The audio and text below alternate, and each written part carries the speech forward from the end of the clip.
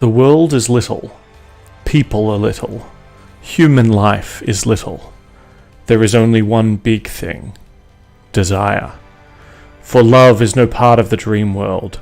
Love belongs to desire, and desire is always cruel. Welcome back to another session of our humble D&D campaign, Pirate Council. May our tall tales please you. When last we left our heroes, they had met Will of the Feywild, they'd met a bunch of pixies, and they'd met Lamorna, the unicorn, who, midway through a bit of a conversation, as the party learned more, they came under attack from an assassin named Zarak. But they were easily able to dispatch him and his clone jutsu abilities, and were able to sort of cast sleep upon him, bring him under control, and threaten him with a good time in exchange for information. And where we pick up with these heroes is they've worked out what they want to ask him. Yeah, stupid sexy jutsus. Okay, sorry, everything's still loading for me. Also, your mic's a bit funny too there, Dan. Oh, is it? It's a bit distorted. Oh, that's no good.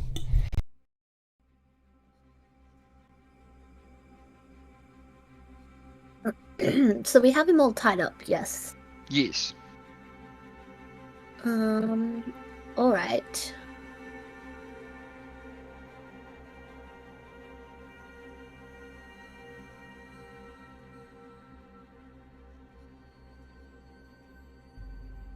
That's right, because we were going to have a bit of What? a nap, weren't we? Yeah, I think we're gonna have a bad mood nap. Bad mood nap. Or in the unicorn place. It's probably the best place to fucking have a nap. Yeah, no one can get into us and everything. Hmm. We feel probably pretty safe because we've got him Is trussed it- up and... Is it the kind of nap where like he's in the middle to like keep him contained and we're all like got our backs to each other? I love it. Or is it in a circle just like, but like in this, that's what I'm imagining. Yeah, I like it. it. I There's like this little fire in the middle too. Yeah. All Great. right. We get a nap. Does that mean we have a long rest? If that's what you're attempting to do. Oh, you Oh, we no. can't hear you now, Dan. Oh, no! So distorted, you're gone. We've destroyed the... Yeah, distortion gone. How's this? Is Well, better? he fixed the problem. Yeah, his distortion's gone. Yeah, still can't hear you though. Can't hear me at all? Ooh.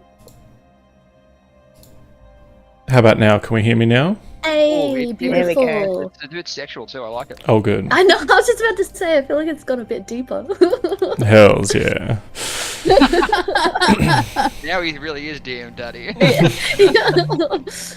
A DM of a different kind. So, you've got the... you're sitting on a small island in the middle of the Wayward Pool, surrounded by this kind of lake, and you think, you know what? It's twilight. It's a perfect time to sit down and have a nap.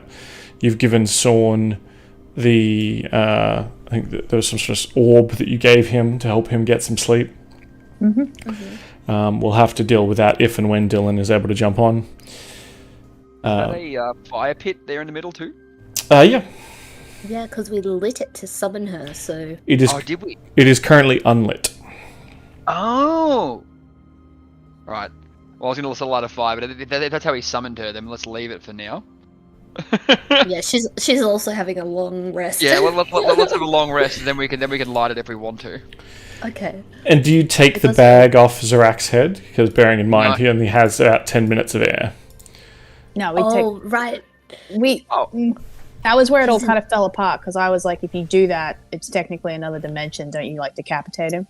And it was just like, So you can theoretically put beings in that hole if they can fit, and like his head could fit in the So we're just not in the thing, but poisoned. there's only so much air that can fit in there, or that is in Yeah. there. So he's I- slowly suffocating.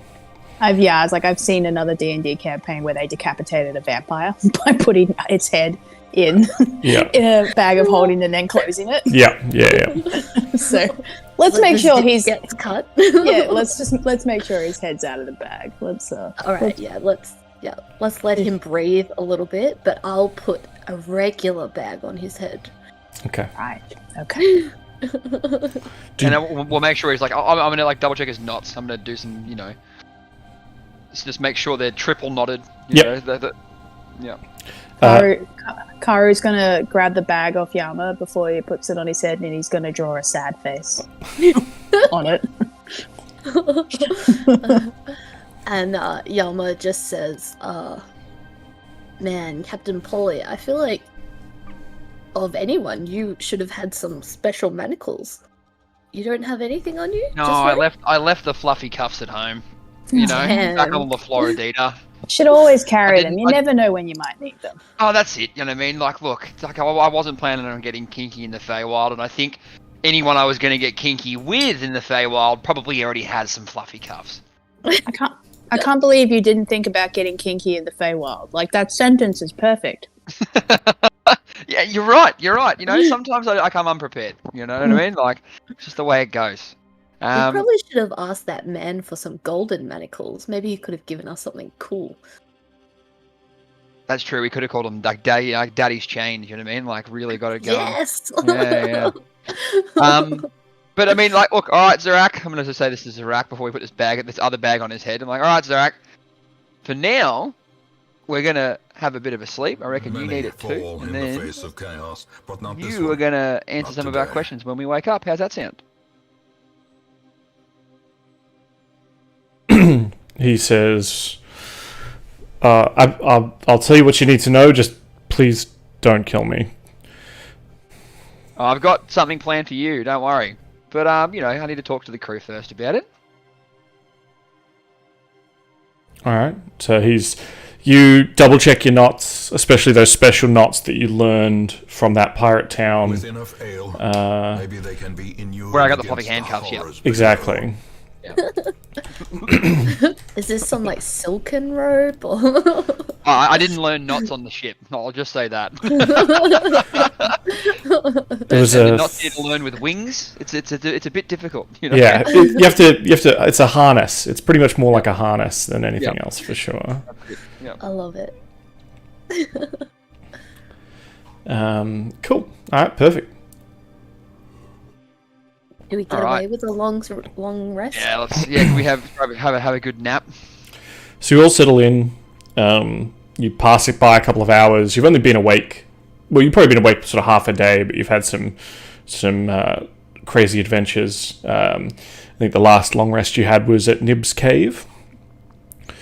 Since then, you've been wandering through forests. You've been meeting mushrooms, meeting pixies, meeting gang members, little children gang members, and of course chatting with unicorns.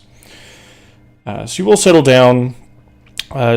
You'll lay out your what's sort of your afternoon, evening rituals. Sort of what happens around the sort of improvised campsite here as you get ready.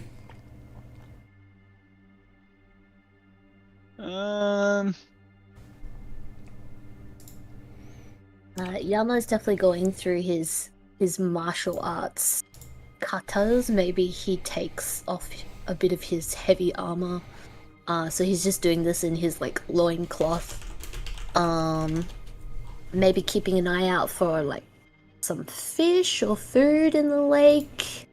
But yeah, he's like maybe kind of almost like dancing around the perimeter of the island, moving through his forms, getting all sweaty. I imagine Karu tries on the armor after you take it off for a hot second. He just wants to try it, and he's just like, whoa. And then I think he actually goes for a swim. Mm-hmm. So that's what he does. He goes for like a leisurely swim around that pond area.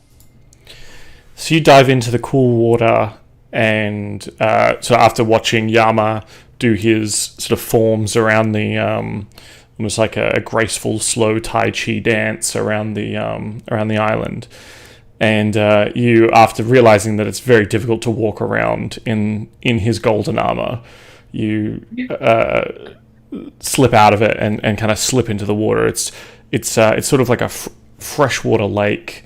It's cool and refreshing to the touch, and you actually feel just having, after spending a couple of minutes in there, sort of maybe 10-20 minutes swimming around, you definitely notice, small fish and other aquatic life kind of cruising around in there, and you actually feel very refreshed and rejuvenated from this water.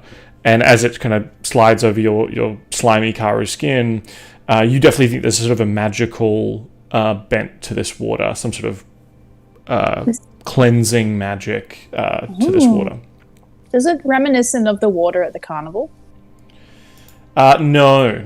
It's the water at the carnival you're referring to was sort of a blue ribbon that was on the ground. It was sort of like actual, almost like thready silk. This is definitely real water, but it's almost in the Feywild, this water is more wet than real water. It's almost like realer than a regular lake you might have swum in before. It's sort of like if someone were to say to you that the blues are just more blue. It feels like that in terms of the freshness, the crystal clearness, the clarity of this water just feels more so. It might even be a little overstimulating. Yeah, I was like, Karu's having a moment of like, a person who's on acid who's like, guys, look at my hand. Like, Pauly makes make sure to check if both of his mushroom buddies are still with him. Just in case Karu ate one. Okay, yeah, Karu's just like, he's in the water and he's just doing this. Like, you just like waist deep, just like doing.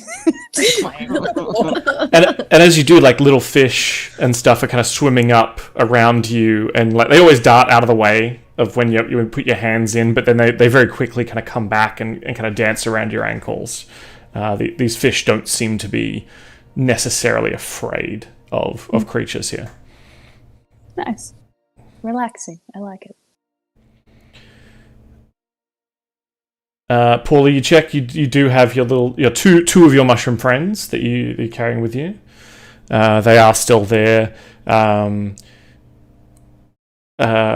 When they see you, and they see the brazier but like unlit, they're like, "Oh, hot stone massages!" And then they start trying to wiggle towards the lukewarm brazier. I strap them to my hat. I go, no, right now. They're constantly trying to cook themselves.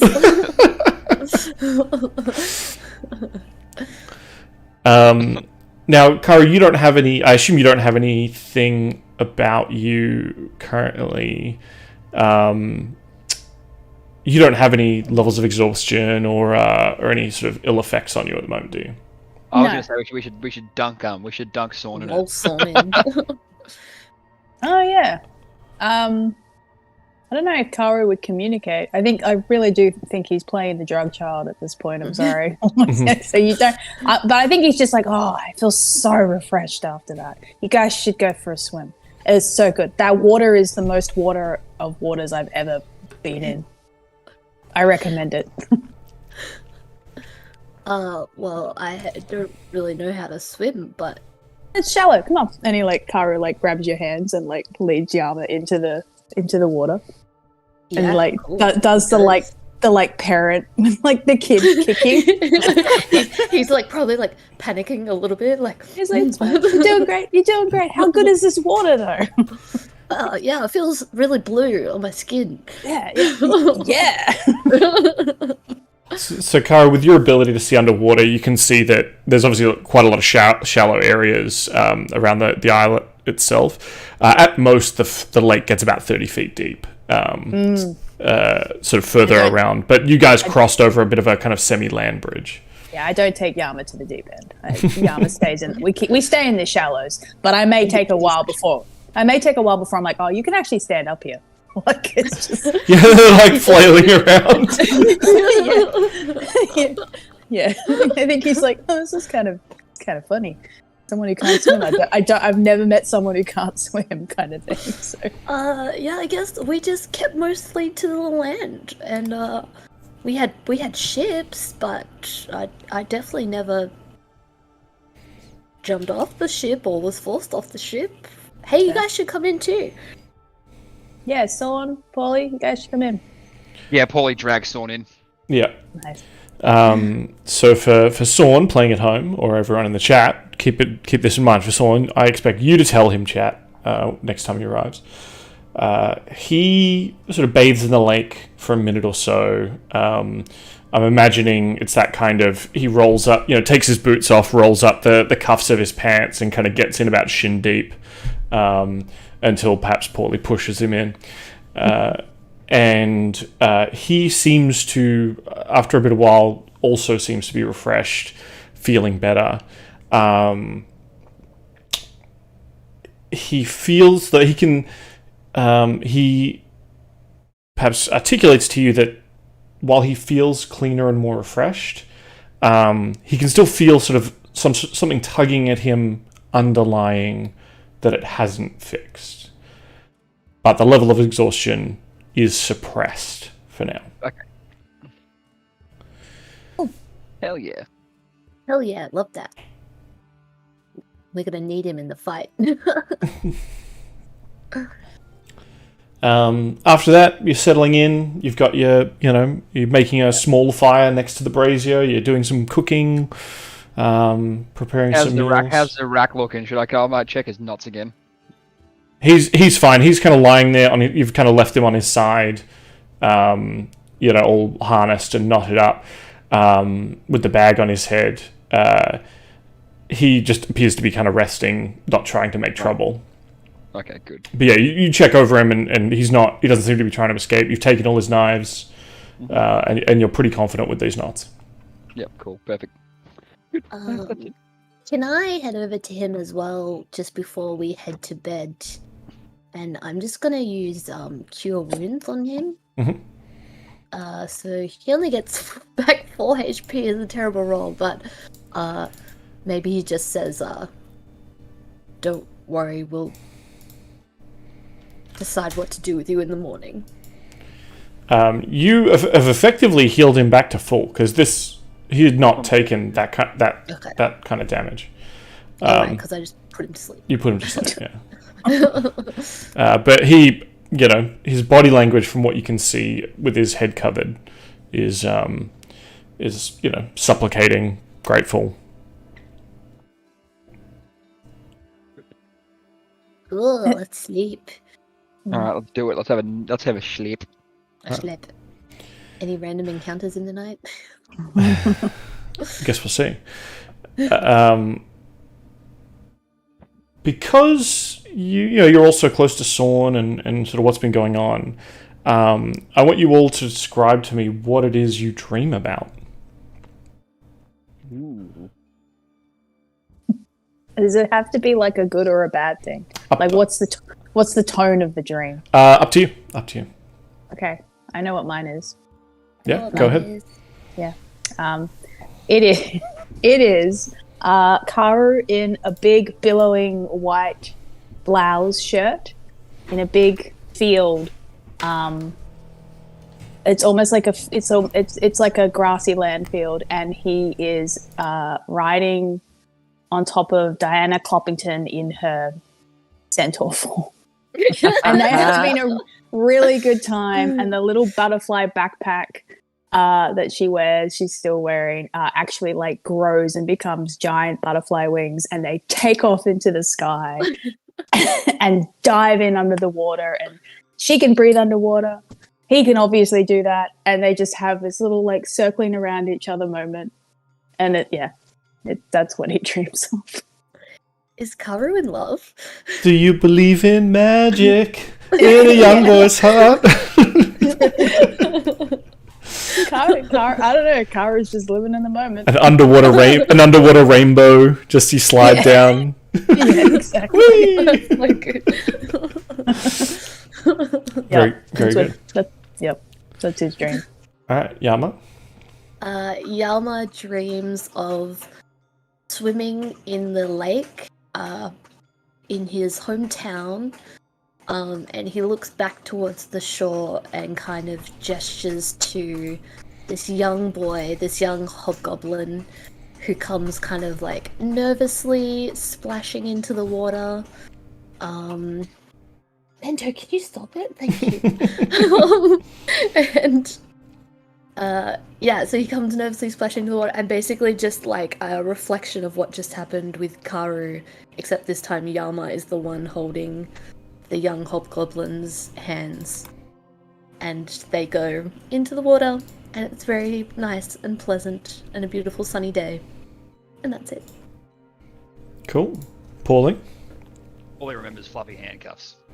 I was thinking about it too. Like there's a dolphin, at like the bow of the ship. It's kind of playing with like the front and kind of like just racing ahead of the ship, and Pauly's flying alongside it, and then like high fives the dolphin at one point. Flip it a talon. Excellent. And we'll see. I'm going to roll something. I'm going to roll a charisma save for Sorn here. Let's roll it out in the open for everyone to see. So we know I'm not monkeying with it.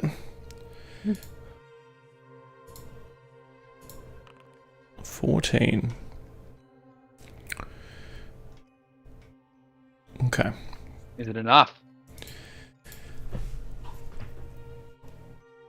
As you're all sitting there dreaming, or lying there dreaming, you're having incredible times, this sort of light, fun memories, or in some cases, perhaps desires of the future. And Karu, you do start to feel the dream turn. You feel you're underwater with Diana, and she kind of lets out bubbles as if she's struggling to breathe. And as you kind of swim over to try and get to her, it gets harder and harder to swim, like you're being pulled down into the depths. And sort of the last thing you see before you wake up is sort of the deep darkness of below starts lighting up, but it's not sort of bioluminescence of jellyfish or other sea creatures. It's almost like a lightning storm underneath that, and tentacles start reaching up to grab you and pull and hold you so you can't get closer to her as she kind of struggles there underwater. Her wings kind of flap, her backpack wings kind of flapping underwater. Her centaur hooves ineffectual at swimming as she kind of struggles.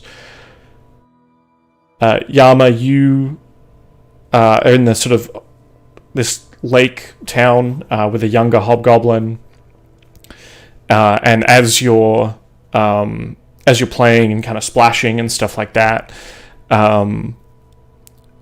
you start to hear screams and terror coming from the village, and you take this child up to look at the edge of the or get closer to the village, and you just see dust clouds on the horizon, something that you're probably very familiar with, the kind of thing that is kicked up from an army on the march.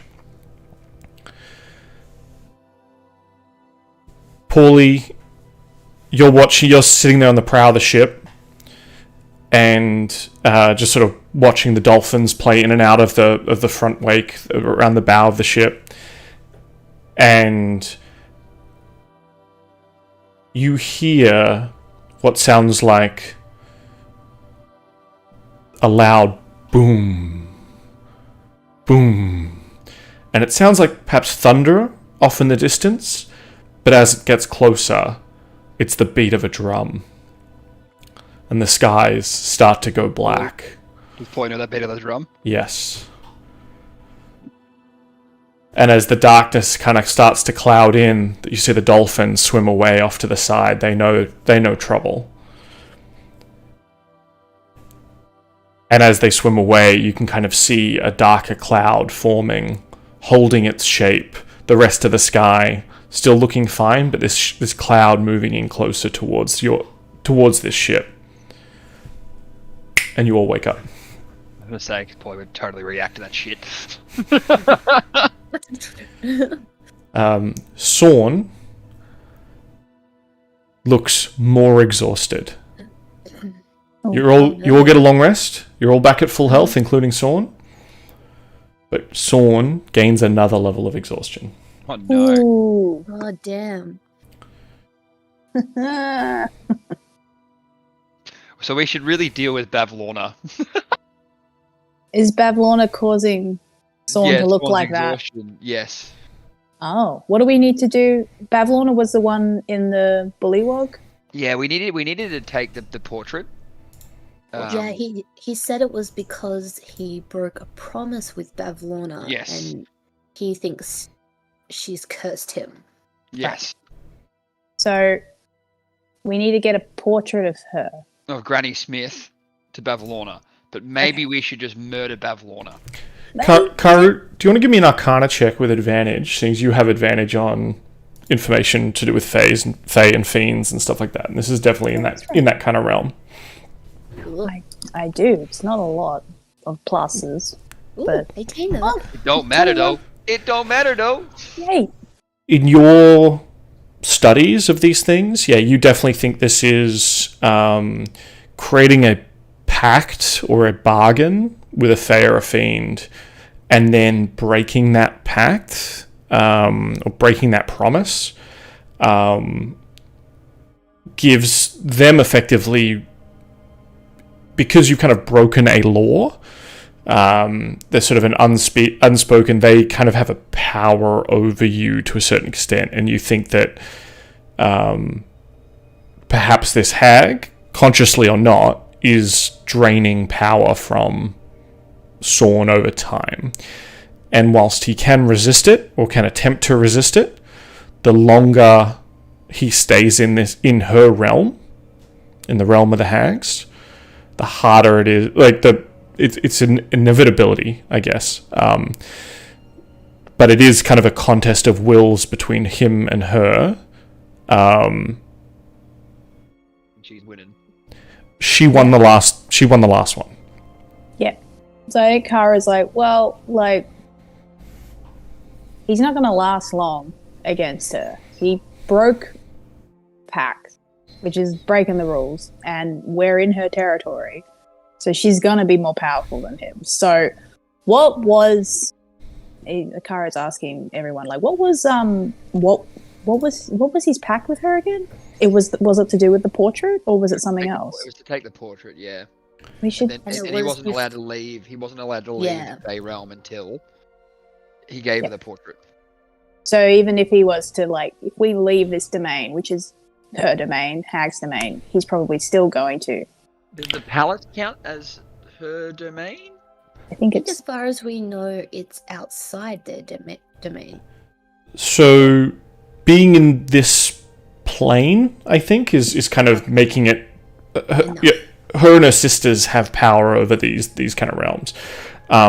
You think if he was in the material plane, it would definitely be like putting a lot of distance between someone who is out to do you evil.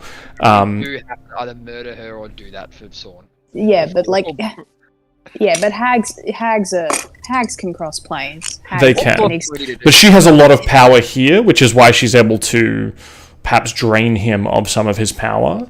If he was in the material plane, it wouldn't stop it entirely, but she would probably start hunting him down, you think, and making his life difficult. Yeah, look, it's probably... Yeah, 2 levels of exhaustion isn't great. 6 means death. I know, I've looked into them. Fun fact. Fun fact, yeah. Look, we either need to fulfill her pact for him, like he needs to deliver, so she stops doing this, or kill her. I feel like killing her would be really hard, though. Didn't we plan to kill her anyway? Didn't she like nearly one-shot fucking half the Bullywog army?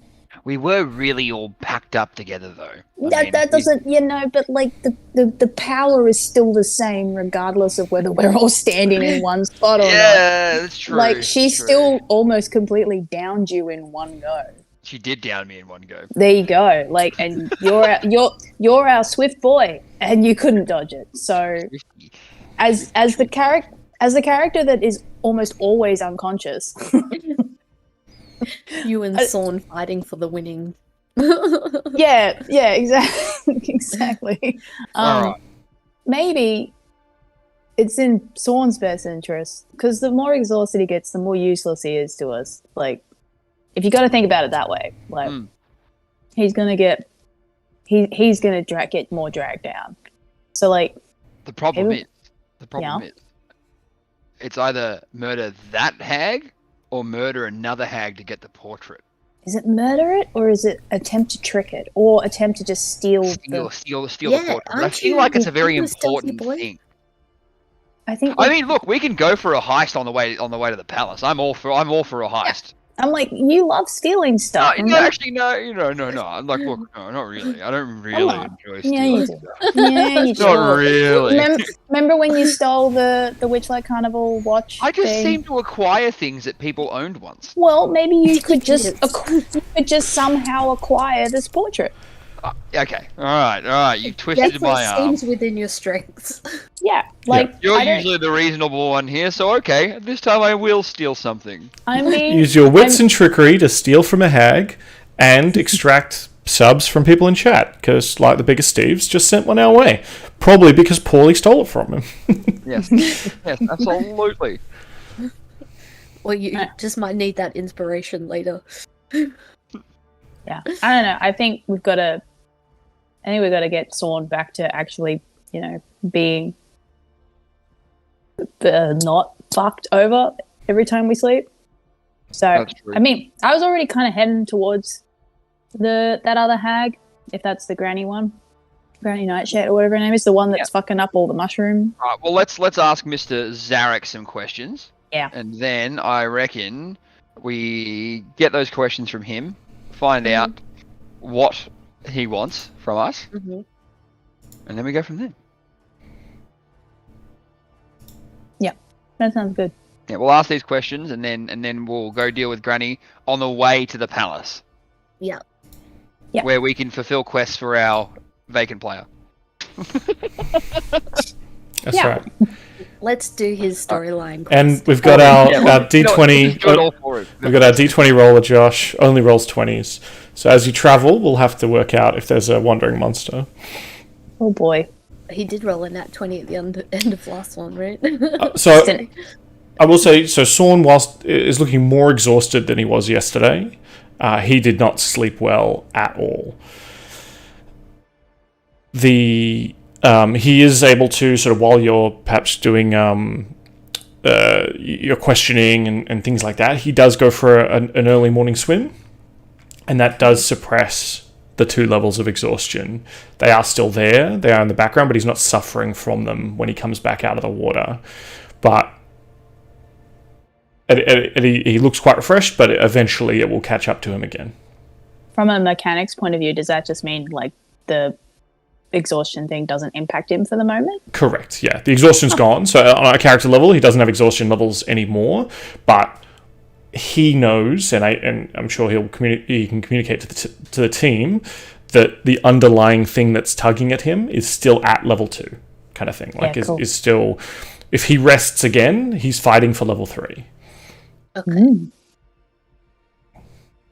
That's a bad one.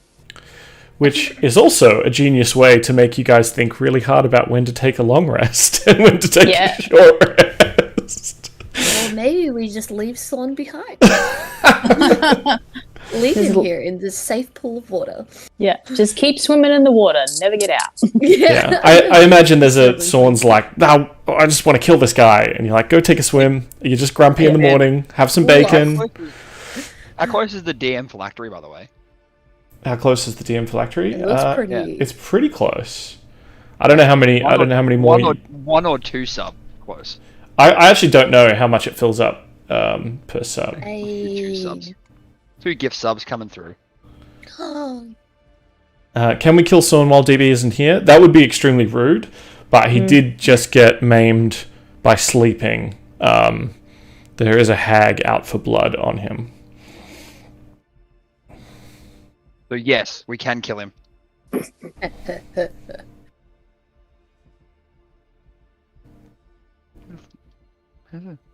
Never gifted subs before. I don't know how this works.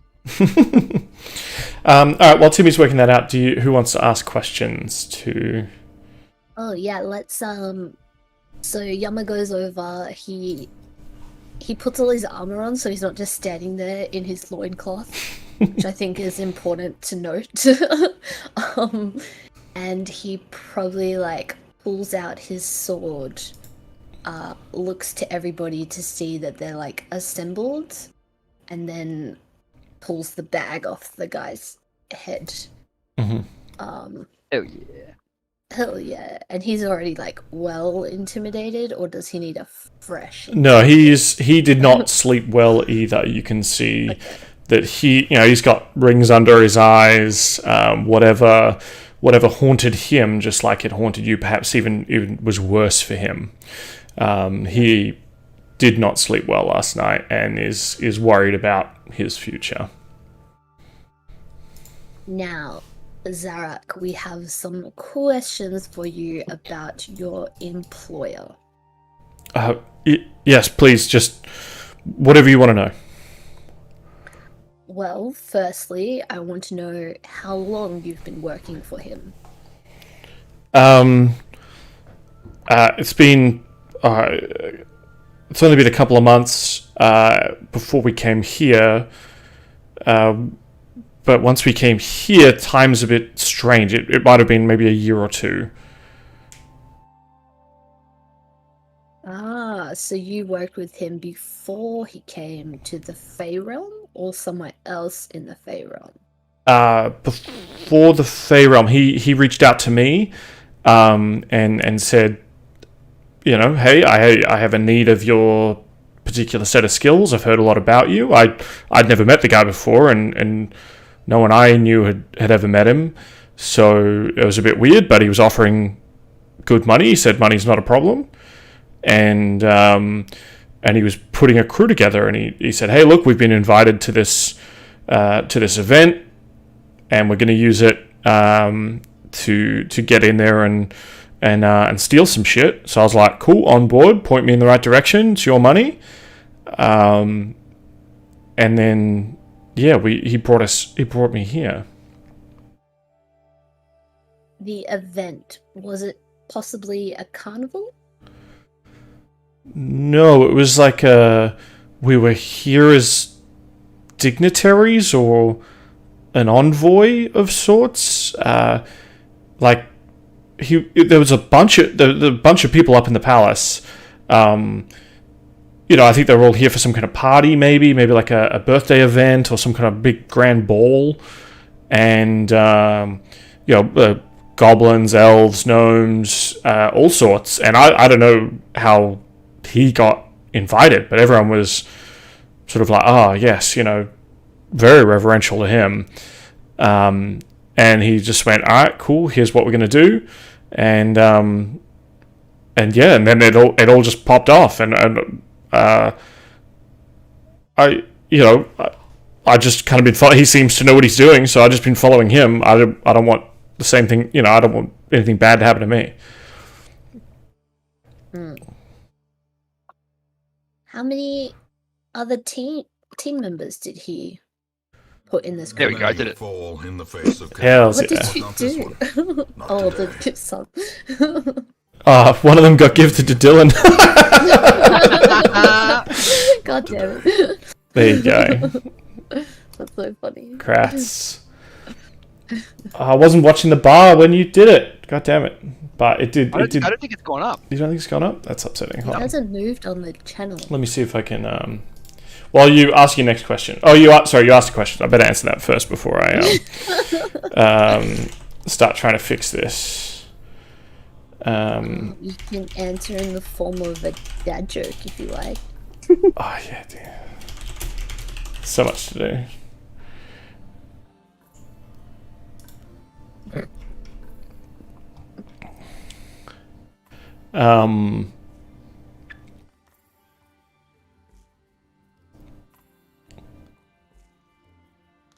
What do you call an ant in a blizzard? What? Shiver me timbers.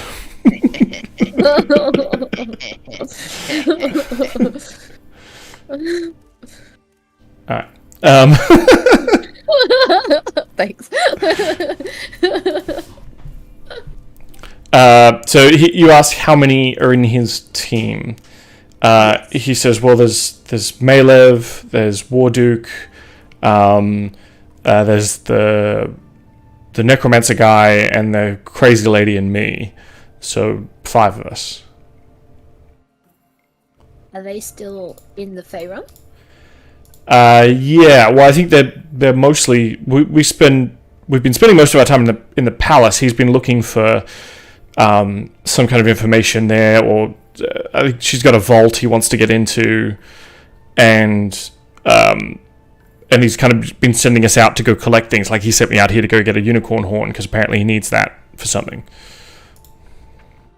You don't know what he's collecting this stuff for, ultimately? You just know what to collect? Well, he just says, hey, I need a unicorn horn to be able to get the staff that I need. Go out and get it. And I think part of our arrangement is I don't ask many questions. Yeah, but do you have any thoughts about what he's doing? Just, you yourself, do you ever think about it it's a weird thing for me to have to collect? I mean, he's the kind of guy that he's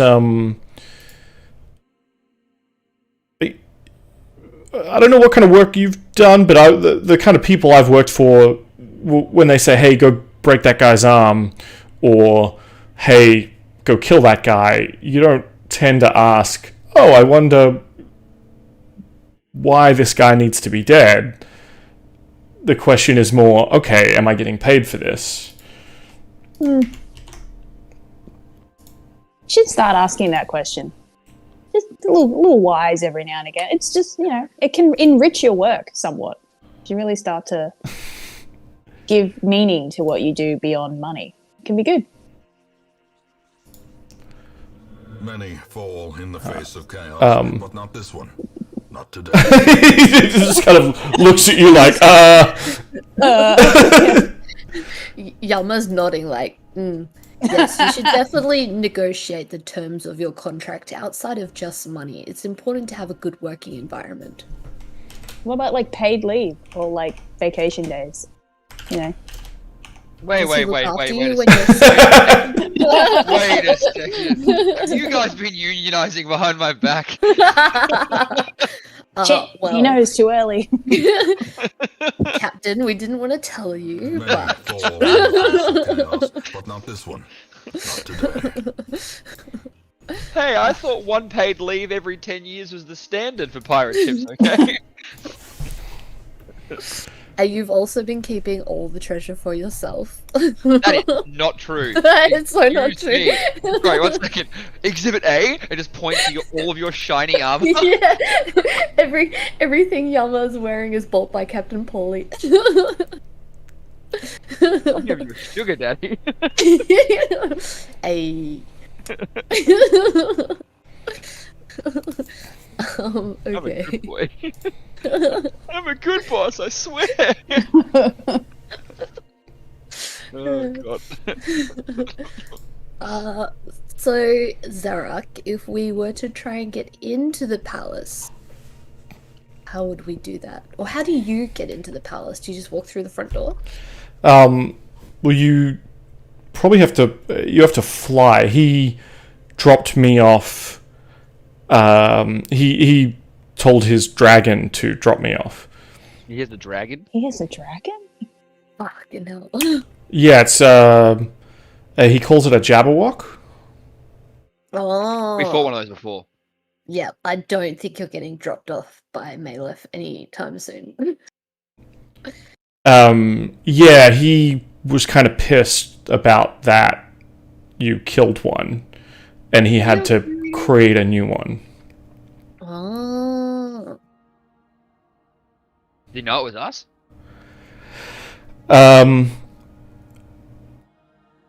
I think he knows you're here, or not.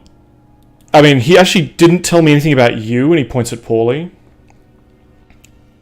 Yeah, it's good. I'm mysterious. But he seemed to know about him, and he points at Sorn.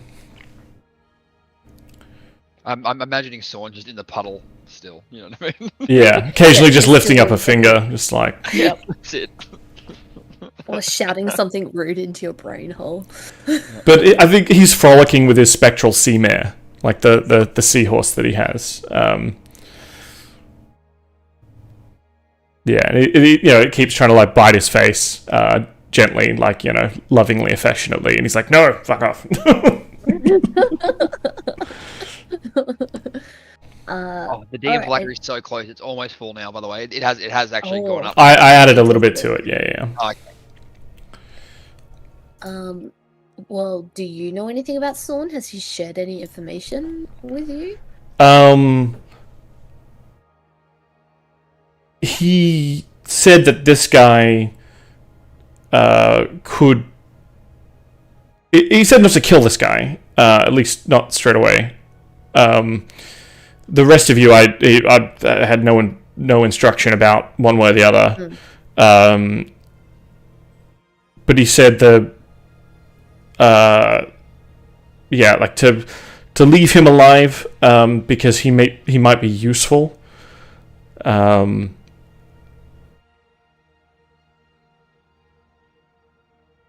He didn't really share his plans with me. I was just like, oh, okay, someone not to kill. That's not usually how it goes, but sure. So you talked directly to Maylev then? Well, he talks to me, yeah.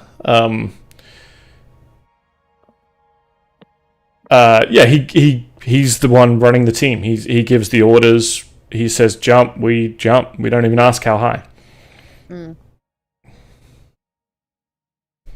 Okay.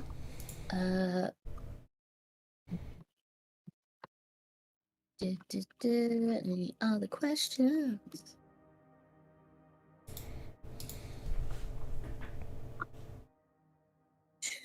Oh, you mentioned that Maylev would kill you. Well, you said it in your head, and I was reading your thoughts. Yeah. Well, how would he kill you? Have you seen him execute any of your party members before? There was one guy who worked for us briefly, or who kind of came into the group for a little while, and he was kind of a bit uppity and, talked back a lot and was kind of arrogant. And Maylev didn't so much... Well, he didn't kill him at first. He did something that kind of drove the guy mad until he was begging for death. At which point, Maylev's sort of right-hand man, Warduke, stabbed him and killed him. Well, Tense. Yeah, that's very intense. Does Warduke happen to wear black armor and have a really big fiery sword? That's him. He's got a big skull on his shield. Real piece of work. No sense of humor. And does his sword look like it's a one-handed weapon? Asking for a friend. just need to know if he knows shield bash. It is... I think he could... If he wasn't using his shield, he could use it with one or two hands. But he's always got his shield up, so... And you said there was a skull on his shield? Yeah. Or kind of like a skull motif on his shield. Yeah. I'll see if I've got a picture of him. I think I might have shared a picture of him in the... I think you did.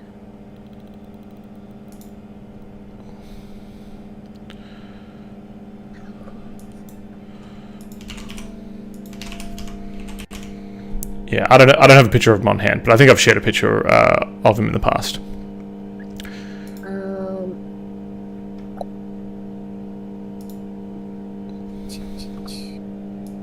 Have you seen him fight? Oh yeah, he's a ruthless killing machine. You could take him on, Yama. He'd be fine. Yeah, I'd like to try in a one-on-one duel. Yeah, then you can have his sword. Yeah, prove myself. Maybe... Yeah. Is there anything else we wanted to ask this guy? That's it for my questions. Oh, wow. Oh, that's so cool. He kind of reminds me of, is it Meta Knight? Mm-hmm. That sword is one-handed, by the way. He looks like a barbarian for sure. It was cool. So cool. Have you seen him cast any spells? Well, his sword lights up with fire, and I've seen him kind of shrug off spells. I've never seen him sort of like cast any. No, okay. But he does. I wouldn't want to fight that guy if I were you. He can just let out this kind of bellow, and everyone around him is sort of frozen in place with fear. Nice. I've only ever seen that kind of ability used in the the far eastern Golden Plains. There was this lion paladin I knew once upon a time. Yeah. Oh yeah. I think I've heard the same story. Yeah. Oh, well, if that's all we wanted to know. Yeah, that's Pauly, very helpful. Yeah, Pauly, you said you had an idea. Oh yeah. Yeah, don't forget he's been very helpful to He's us. I'm been very incredibly. He's been I incredibly helpful. I love that you're basically pleading for him, and that's great. That's good. That's good. I've decided that I don't want to murder him, and Sorn's over there crying in a puddle. Look, you're right. Murdering him isn't fair. This time. But next time, I get to murder him, okay? We do this in a dealy situation, you know? You get one free pass, and then I murder the next guy. Murder the next person you know who it is? encounter? Yeah, whoever. You know, just or murder him. if we anybody. Okay, that's the a next bit. person who crosses us, all right? How They get murdered. How about if you ever see this guy again, you murder him? Yeah. Okay, come on. We gotta have some kind of bartering system here going, right? That is a barter. I don't murder one guy, I get to murder the next guy. Yeah, but Like, what if buy the one, next, get one free, you know? What if the Save next one, kill the next one. What if the next guy is as helpful as this one is being? Like, that doesn't seem. But if we run into this guy again, it's still a 50-50. I do hope that Zarak is right next to us, and I'm consistently pointing the pistol at his head. You know what I mean? Yeah, just I get to murder this guy, but not this guy, but the next him that comes. Every time you do, he just cringes away. Okay, fine. All right. Yeah. Well, this is my plan. All right. I had an absolute blast dancing with those little mushroom people. I thought they were pretty damn cool. So I reckon that way he's not a problem for us here. We send him back to our realm. Sure, yeah. And then I get to murder the next guy. No. If he comes back, you get to murder. You get to murder. You can't just get a free murder. You never told me that running a crew with thoughts would be a thing, but I guess it is. But it's so much more enriching, don't you think? I respect it. I do. I respect you guys' opinions, but you got to give me at least one murder. You get one murder if Zarak comes back. Okay. No. If Zarak comes back, you get a murder. I get a murder. Well, this guy. How about you murder Malev, the one who's actually... That's the next guy we're going to encounter, right? Okay, well then that's fine. Yeah, Perfect. That's okay. fine. Yeah. I think that's okay. And can kill also Mela. War Duke. Compromise Hopefully. is always murder.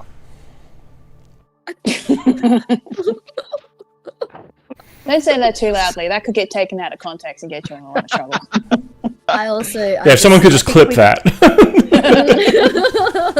I do plan to have some kind of political run at some point in my life. I'll be screwed. Might come back. Well, let's find a mushroom circle and get Zorak a new plane to wander. Could be good. Yeah, absolutely.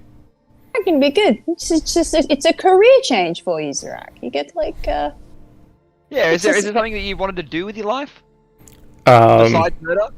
like a hobby that you kind of wish you could actually make your main thing. well, I mean, I got into this business to make lots of money. I mean, my end goal is to die happy and then just buried under my weight in gold.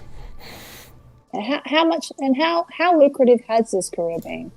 It's been pretty lucrative. This money just does not seem to be an issue for this guy. Especially since coming here, I mean, we've not needed to spend money on anything, but from within the palace, he seems to just be able to, okay, yep, here you go. Where do you store this money? I've got rooms up in the palace. You don't carry any on you. He probably had like a small coin pouch on him. I reckon he probably got like. I won't take his coin pouch off him. You won't take his coin Coin pouch off him. I was gonna say, I'm like, you're gonna murder him but not take his money? What is happening? Absolutely, I'd take his fucking coin pouch. Yeah, I think on him he probably had like 250 gold or something like. Hell yeah. Which is a lot. Which is a lot for a random person for just having like wandering around money. I'll take that shit. Fuck yeah. We'll make sure Alright. to visit his How room. much do you have? One second. We'll split it up between. What's 250 divided by 3? I'm terrible at math. You're not giving any to Sorn? No. He wasn't here. He wasn't here for the agreement of murder. You know, later. I can't do math. Calculator.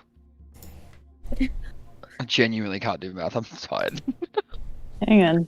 1 second. Yeah, divided by 3. 83 gold each, guys. There you go. Alright. Perfect. I'll give him 30 gold back. Anyway, I'll just put 50 in mine. There you go. Alright, so, Mr. Zarak, you're starting a new life with 30 gold. Pretty damn good. A lot of villagers and stuff would never see that money in their life. Now, when we do take you back to this other realm, if I hear of someone of your description murdering people, I get to murder you. Yep. Okay. Yes. I guess that's the best deal I'm going to get today. It is. It really is, because otherwise it was murder. And I'm very sad that I don't get to murder you. He is very good at murder. I saw him kill an old man in his sleep. Once. Yeah. When did I do that? In the On the ship. ship, the On the Pauly. Yeah. Oh yeah, but he was a dick. He hadn't even spoken yet. Yama's just like. He just slept like a real asshole.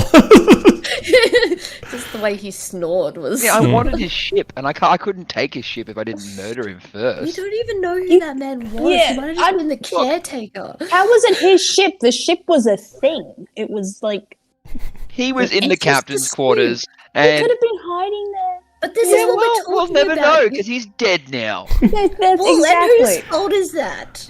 Probably mine. It's probably his fault. It's probably the old man's fault for sleeping. Shouldn't have been. Shouldn't have been so asleep. No, I'm like dragging moralistic Zarak now, along. guys. Okay, I understand that it was probably my fault, and I should have let him say something before I killed him. But doesn't it make you think a little bit? Like, that old man probably could have told us that the ship was alive.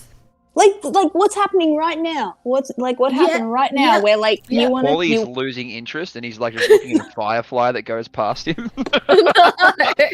Karu's just like one day, Yama, one day we'll be able to figure out how to communicate to him that I this feel worked. like Karu and Yama are like standing in front of Pauly's face, and it's like we're going like this, and all Pauly can hear is like the sound of like Waves people talking, crashing, but like they're absolutely correct. underwater. Like Yeah. it's like this. There's Or a it- wall. Or it's the Homer Simpson meow meow meow meow meow meow meow meow. Just fucking in his Yeah, there's Pauly. Pauly is seeing himself, seeing Sorn on a unicycle, riding around in circles. yeah. And then like Sorn's just singing murder, murder, murder, murder, murder, murder. Oh my god. I love that I completely forgot that I murdered a guy in his sleep. Yeah. Yeah. Yeah. Yeah, you just Oh, walked I in and murdered killed the him. chef too. Yeah, good point. I do a lot of murder. You truly are a true neutral, Timmy. He was okay. He was being really mean to those vultures. That kitchen guy. Sorry. Anyway. All right, so let's continue on. Let's move along. Let's get Zorak to a mushroom circle we'll do and that. send him on his way. Okay.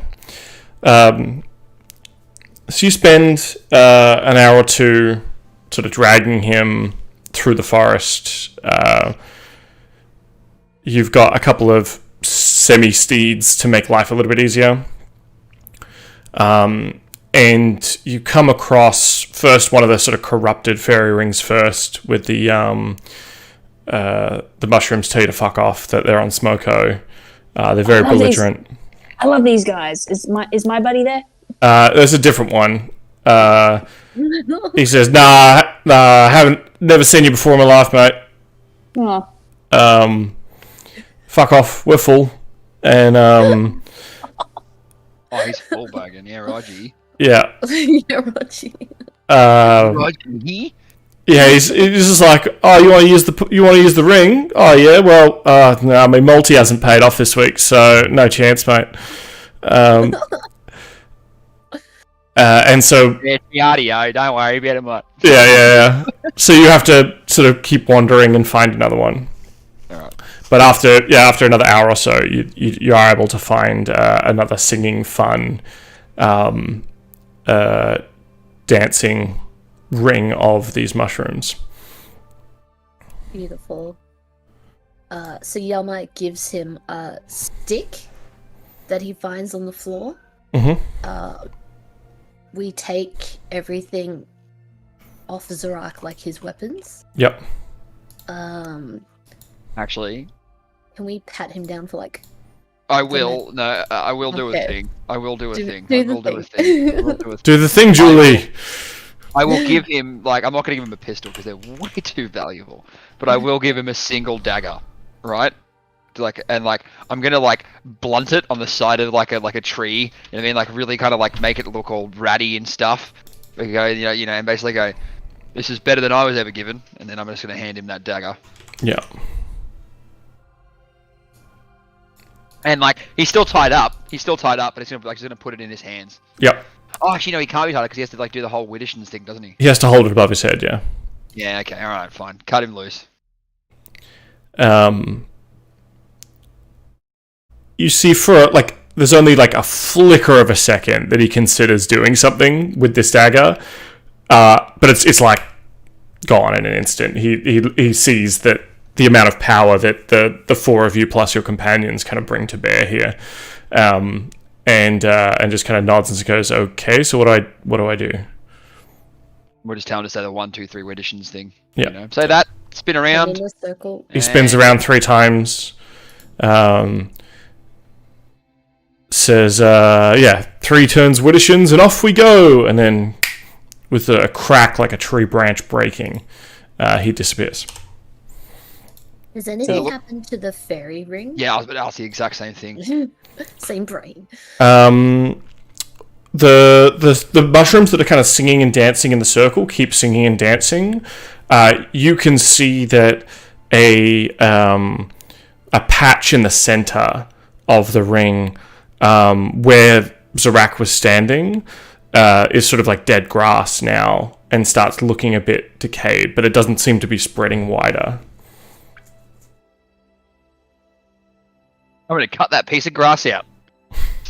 I love it. Cool. Yeah. There's just an empty patch of earth in the very center of the ring. I'm gonna boot it away. No. Cool. Don't touch my mushroom friends. Okay, where are we going? Where are we going now? Well, should we see if we can get this portrait and Yeah, let's go for the fix up our portrait. friend? yeah, I think we should try that. Who's the most like charismatic out of all of us? It's not me. I know that much. Yama recently has become much more charismatic than he was, but I still think Pauly is way more charismatic. Pauly's not saying anything, but he's just really leaning into that. You're going like, you know, like preening himself, like, you know, like just twirling a feather in his like his hair on his head. Yeah, look, I kind of knew that, and Karu knew that too. I think he just wanted to. It's Sorn, right? Sorn's the most charismatic. Yeah. I mean, yeah, I mean, on at night time, yeah, sure, Sorn might be the most charismatic, but you know, during the day. Well, I'm just thinking. Twilight, that, around Twilight. yeah. I'm just thinking like, if we get into a situation where we have to talk to the hag, Definitely like, still me. yeah, it's got to be. But then you're the one that's good at stealing stuff too. Yeah, someone else needs to be the distraction, right? I think Sorn is quite good at talking to people. Yes. Well, yeah, okay. But yes, Just- I mean, we when we get there, we should try go there when she's waking up, and then be the first thing that they see. Oh, that's right. Because she like forgets the first thing she sees. So what we could do is put Yama in there, and then get Yama to seduce her, because hags like Yama. Yeah. And then the first thing that Granny Smith sees in the morning is that beautiful hobgoblin face, and then as she lifts the thingo, she just sees some beautiful red cheeks. I'd be pretty happy with that. See, the And knight is Yama's showing like- armor without his armor, but he's still shining. Yama's just like, what do you want me to do, my captain? You're going to have sex with the Granny Smith. Wow, you're just a little bundle of extremes today, Pauly. You're like murder, sex, nothing in between. I was just thinking someone should maybe talk to her. Yeah, I definitely don't know about Talk leads to sex. is that Yeah, fine. how it works. I don't know, Yama. Apparently. Thank you, Josh, for saying that's normal to me. Yeah, I'm in a mood. I am in a mood. I'm in a mood. Coin flip. Murder or sex, yep. But I am in a mood, I apologise. Entertaining, at least.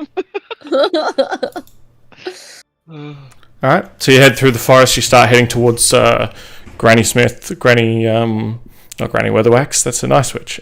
Granny Nightshade's humble abode. When do we start calling her Granny Smith? I think Dylan's been doing that. Yes, yeah. Cool. You start heading through and you notice as you're sort of walking through the forest, heading in the sort of general direction you've been told of where Loomlurch is. The forest is kind of getting darker and darker, and you're seeing more of those signs of corruption.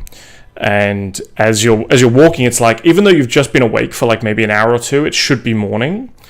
Weirdly, like as you're walking closer to this, it is becoming nighttime.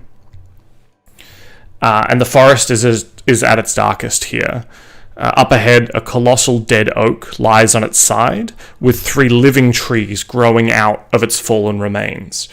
Their shapes resemble towers, with candlelit windows twinkling in the gloom, and wooden balconies encircling gnarled branches.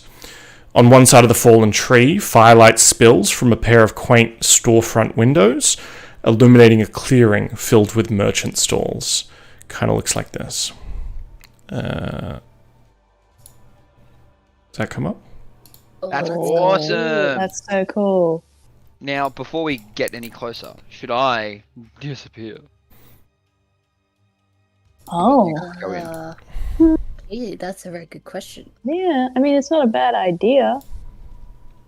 Can we just like maybe outside of sight of anybody, just maybe like taste the joint for a little bit? Like, is this the area where the tin soldiers are that we were told about, or does this look like a NPC village? I'm keen for Cait in the joint. Yeah, same. My stealth's not terrible. My stealth is very terrible, but I. You are a gleaming gold samurai. Yeah, you can. No, you stay put. My perception's not bad though. And my investigation's pretty good. I might go be sneaky. Sneaky. You Sneaky. guys go be sneaky. I'll sit here and eat this sandwich that I made earlier. Yeah, good. I'm gonna also go sneaky. Maybe I'll go a different direction. Maybe we'll like go round and meet at the other side. Yes, that's good. Okay. Let's do that. But come back and get me later. And Yama pulls out this little like tea sandwich. It's like Philly cheese and cucumber slices on white bread without the crust, like the crust cut off. And you guys are just like, where the hell did he pull that from? Yeah, I think Karu is very jealous. He's like, oh damn. Why am I going for a sneak? What the fuck? So I think Karu's like, okay, Pauly, so like we'll go opposite ways, high five as we cross paths, and then like double check the areas we went through, and we'll meet back here at Yama. Yeah. I like it. Wow, it's really big. Oh wow. Okay. We thought it was a little long. 10 feet. Nah, that's okay. That's not that big. 10 feet per square. No. I've shrunk that to the right size. Oh, okay. So each square is still 5 feet. Oh, okay. Each larger square with 4 squares in it is 10 feet. Yeah. Right. That makes sense. For everyone playing at home, I'll just zoom out a little bit there so you can kind of see what they see. There you go. Oh, they're so small. So small.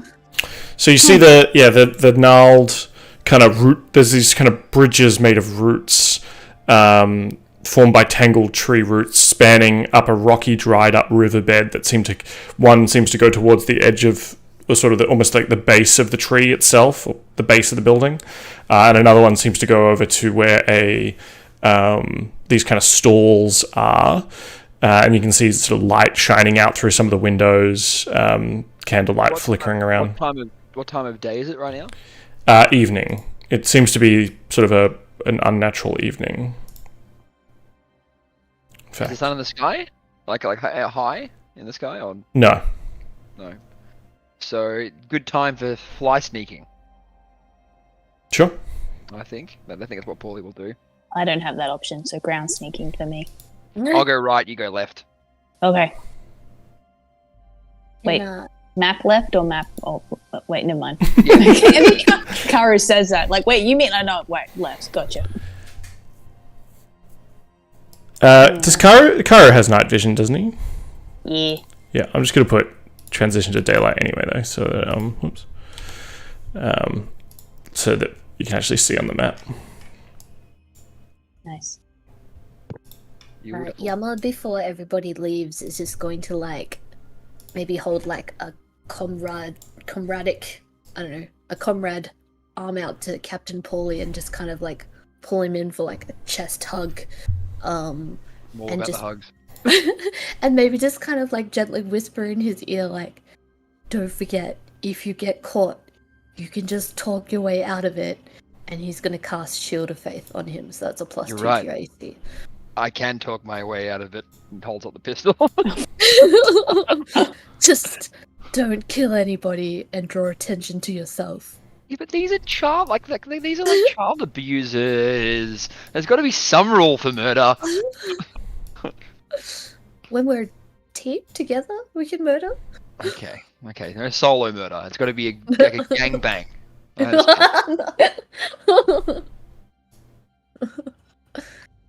Perfect. But yeah, you have a +2 to your AC. For 10 Thank minutes. you. Yama's just gonna sit and concentrate on that and eat his sandwiches. Nice. Alright. So start heading where you would like to start heading. Whee! Very good. Can I go further? Yeah, you can go all the way to the edge if you really want. If you're going for like a real wide... Yeah, I'm going wide. Yeah. I'm just like skirting around the outside. Now, you'll see a blockage above you, Pauly, to the north. It's because there's like a cutout for the higher level of the tree. Right. So just assume that there's kind of forest around. Okay. Just tell me when you want me to stop. Same. Cool. Well, I'll stop you both now for the moment. Karu, so you don't go across the bridge. You kind of climb down into the dried up riverbed. Yeah, I'm trying not to be spotted as a silhouette, so I'm kind of keeping to the lower ground, but like at a distance, so I can at least see up. Yep. Give me a stealth check.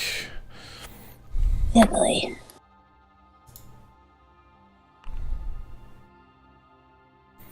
Cool. 22. 22. Yeah, you slide down quietly into the rocky riverbed. And avoid. You notice there's sort of like brambles and twisted roots and things like that. You're able to easily kind of circumvent them. And as you get up onto the other side, you see what appears to be a kind of like garden. You see sort of a woodland basin and pens. So there's on one side, there's kind of a pumpkin patch up ahead, compost heap, ramshackle pens. You see a couple of pigs, a couple of goats, and some bedraggled scarecrows hanging from tall wooden stakes in the basin's wooded slope. And as you kind of head up a little bit further, you see that there's there appears to be a door out there. This appears to be sort of someone's sort of garden. Yeah, cool. All right. I can only see like animals moving. I can't see anybody like out in the garden. Correct. Anything like that. Yeah, you can hear. Yeah, I think you probably smell or hear them well before you see them. There seems to be a number of goats and a number of pigs and stuff in a pen, but as you sort of crouch down listening for more, you don't hear anyone out in the garden. You hear muffled sounds sort of inside the building itself, but no one in the backyard. Oh. Pauly, as you make your way around the other side, you have a kind of clear view as light spills out of the log house to this kind of marketplace, and it appears to be kind of a number of goblins that seem to be sort of hosting a kind of market. Give me a stealth check for you as well. I forgot. Oh my god, there's Yama's original token there too. That's right.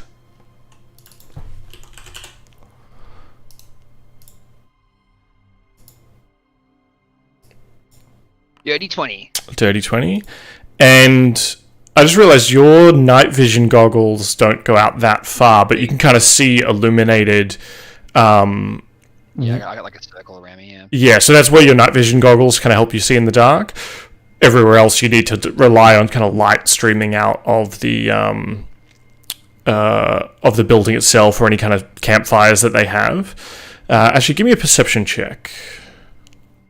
Percepzione. Oh, natty 20, 28. Okay. Yeah, so you see a number of goblins, hobgoblin, but usually, I mean, in your experience, the hobgoblins kind of rule the roost, but they all seem to be taking orders from a goblin that looks like this. He's got sort of a pumpkin on his head. You can see 3 stalls, and you can kind of smell... sorry, it's not a pumpkin, it's an apple. It's a toffee apple for his head. 3 stalls, you can kind of smell like the smell of like baked candies. And it's lit by windows carved into the giant fallen tree on one side, and you can see sort of 2 goblins at each stall kind of working away, with the goblin with a toffee apple head sort of standing around watching. Looks really awesome. The artwork for this is amazing. Mm-hmm. Alright. I guess I'm going to keep scoping around. Me too. Yeah, I'll just move you around this side just so you can see. Oops, I'll just put you through a wall. There you go. The goats. Whee! How far can we move? You can keep going. You can get right into the garden if you want. With your stealth checks, yeah. Pauly, as you get sort of closer, you notice there's a mushroom patch up to your northeast. Mm-hmm. And in particular, you notice that there's kind of red mushrooms that are poking their head out of the soil, or they're kind of caps out of the soil. Look very familiar. You think you've seen something like that before. And with your natty 20, I'll say that these kind of look like the same hat that guy was wearing in the kitchen. Oh, right. Oh, yeah, the guy I murdered. Cool.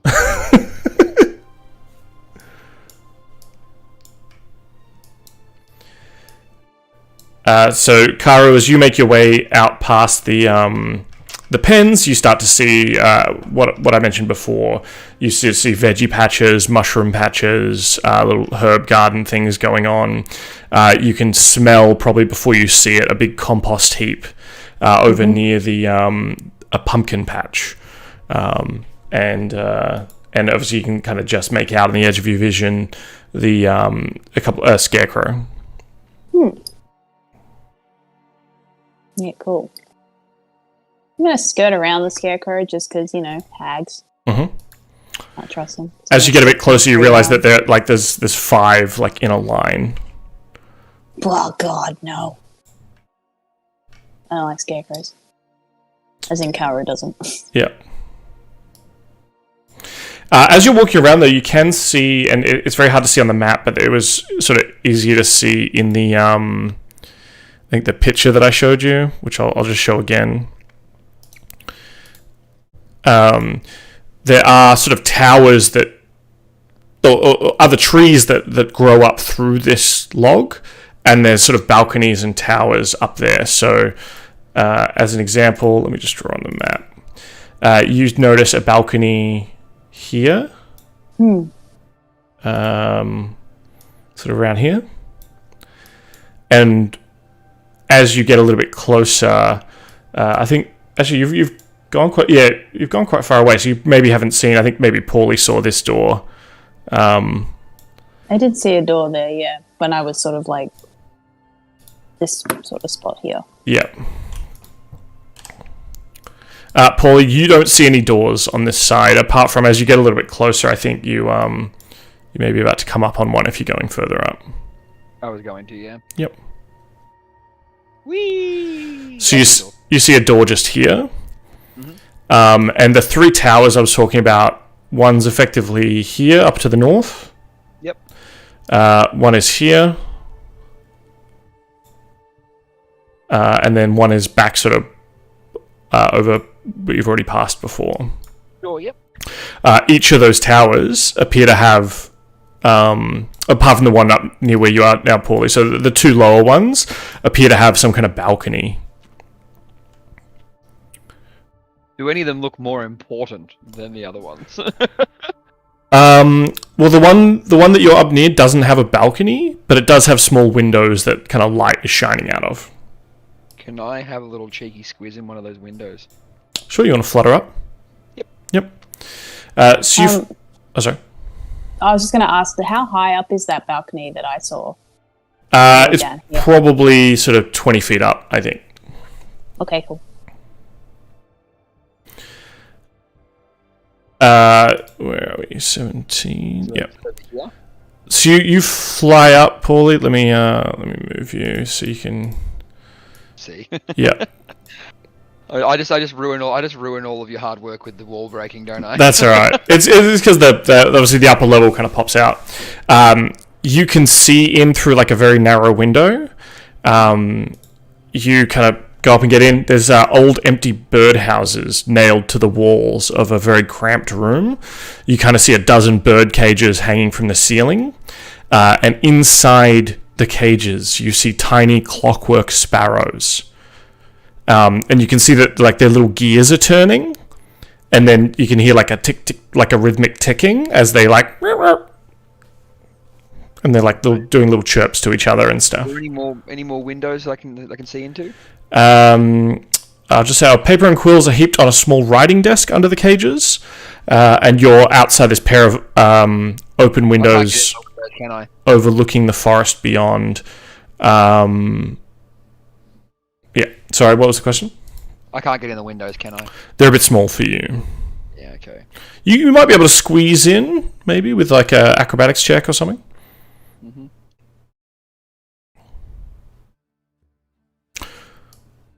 But it's not something you think you could do like in a hurry. Yeah. Just to give you a warning in case you get into trouble while you're in there. Yep. What do I see in here? So in that room, you see almost everything about this bedroom. It's a bedroom, and almost everything about it is orderly. And yeah, so you're about 20 feet off the ground currently, looking in. From the bed to the patchwork quilt to the ornamental pigs arranged in a neat row on the dressing table, on the dresser. Such tidiness is at odds, however, with a decaying dollhouse sitting at the bedside table. This 3-foot-tall edifice has seen better days and is now besmirched by peeling paint, mold, and rot. And behind the dollhouse, by the window, moths flutter inside a large bell jar. Facing one another along the outer walls are a pair of doors, one seemingly leading to that other room you saw, and another one leading somewhere else. Next to the door closest to the staircase is a wooden rocking cradle with a neatly folded blanket in it. I can't see anything in that cradle. No. You just see sort of a blanket folded neatly in there.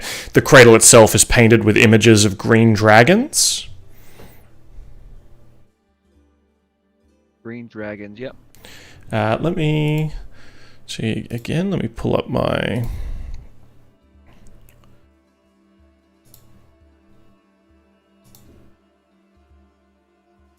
So there's no portrait on the walls, is there? Nope. That would be too easy. Pure happenstance. That's creepy. I love it. So you're sort of at that window in the picture now, right? Yep. So yeah, you could definitely get in, open up the window and get in if you needed to. Okay.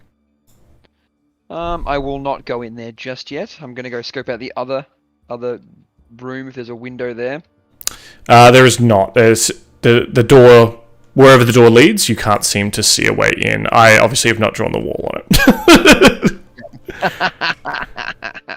I'm gonna keep just scoping around on the ground. Mm-hmm. Yeah, I'll hop out and go the other side of the like I'll go this side of the you know what I mean. I'll go the other side of the plank, whatever you can drag me out of there. Yeah, sorry.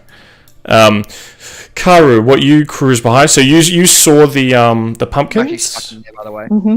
Oh, you're still stuck in. Sorry. There you go.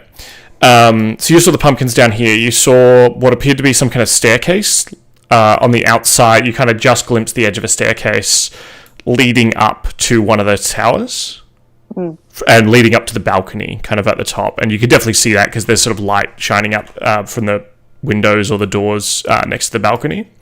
Here you saw a rocking horse, and it's sort of, as you're kind of creeping past, it creaks softly. The rocking horse moves back and forth near a door. Peeling paint covers its limbs, and its rocker is thick with moss. A rictus grin is painted on its face.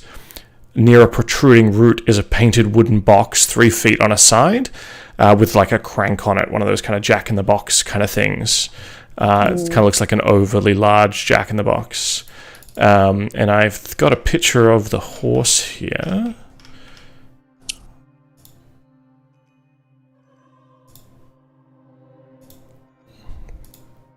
Oh yeah. Kara doesn't trust that horse.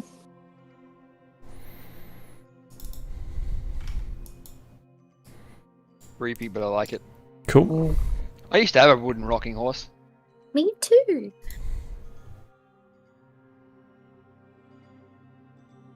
Well, I'm gonna just like keep making my way around. I'm expecting to see Pauly, anytime now. Yeah, so you cross a little stream and then you run into, or you kind of hear the flapping of wings over the top and hear and see Pauly. Hold my hand up, like tentacle up for a high five.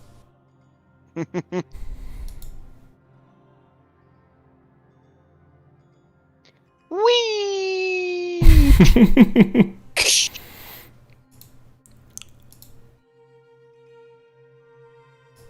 All right. Do we say anything, or are we literally just gonna high five and head back? Keep going. Yeah, absolutely. Yeah, cool. Yeah, right. I mean, I saw this. I saw this room up here. Actually, yeah, fuck it. The high five is great. We'll talk at the end of it. It's just way better this way. I like it. In the silence of the night, you hear flutter, flutter, flutter, smack, and then that's it. Like a smack and a squelch. That's the signal. Yeah. No. Yeah. All right. Cool. Well, no, that's not what I meant to do.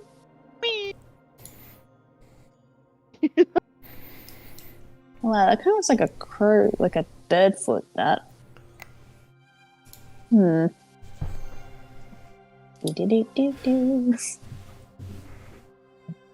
Cool maps, these.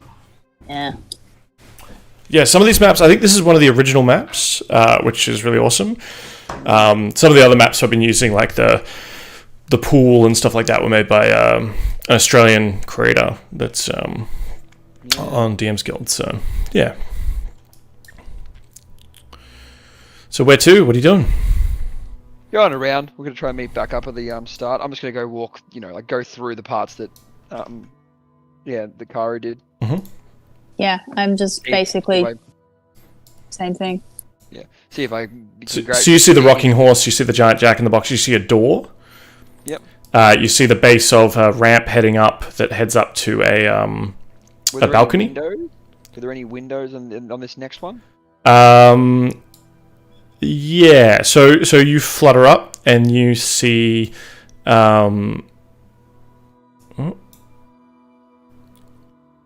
You see the balcony, and you see windows in. Beautiful. Where are we? Everything's out of order now. Thanks. You sort of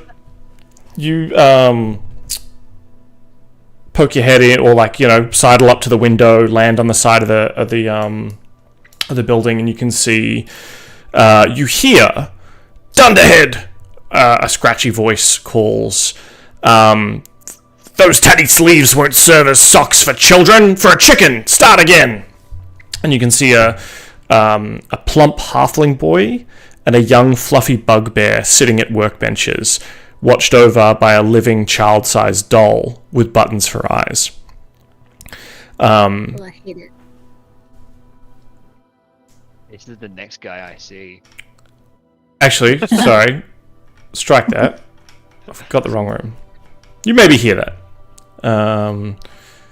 You see 3 large freestanding looms dominating this chamber. You see a young goblin and a pair of gnome children working on the looms, filling the room with a loud rhythmic clatter. A door is set on the opposite wall, and an archway to the east seems to lead to some kind of storeroom. Right. Okay. Do they look sad? They look sad, yeah. So there's children in here. These ones don't seem to be supervised. Oh, these ones don't seem to be sad? Supervised. Supervised. But they definitely appear to be sad. And if you sort of scooch around, you can see the balcony up the top here. But you can't see what the entrance is to this room beyond. There's sort of you cruise around another window, you see a door that might lead somewhere. Yeah, okay. I'm going to go back to that window that I was at before. Mm-hmm. And I'm going to go... try subtly get one of the kids' attentions. Okay. Maybe the young kid. How do you do that? Maybe throw a point at him.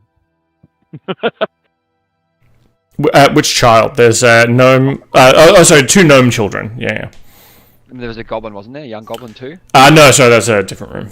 Okay, anyway, I'm just, one of the gnomes, the gnome kids. Cool. Sorry, yeah, there is a goblin. 8-year-old female goblin, a female forest gnome, and a male forest gnome. So one of the gnomes is near you. You're able to kind of throw a coin in to get their attention.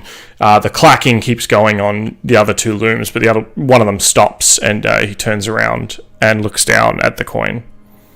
And his eyes kind of go wide. And he's like, guys, stop it! I'm working! And then he turns around and goes back to it. Before he turns around, I'm going to throw another coin, closer, basically like a trail of coins towards the window.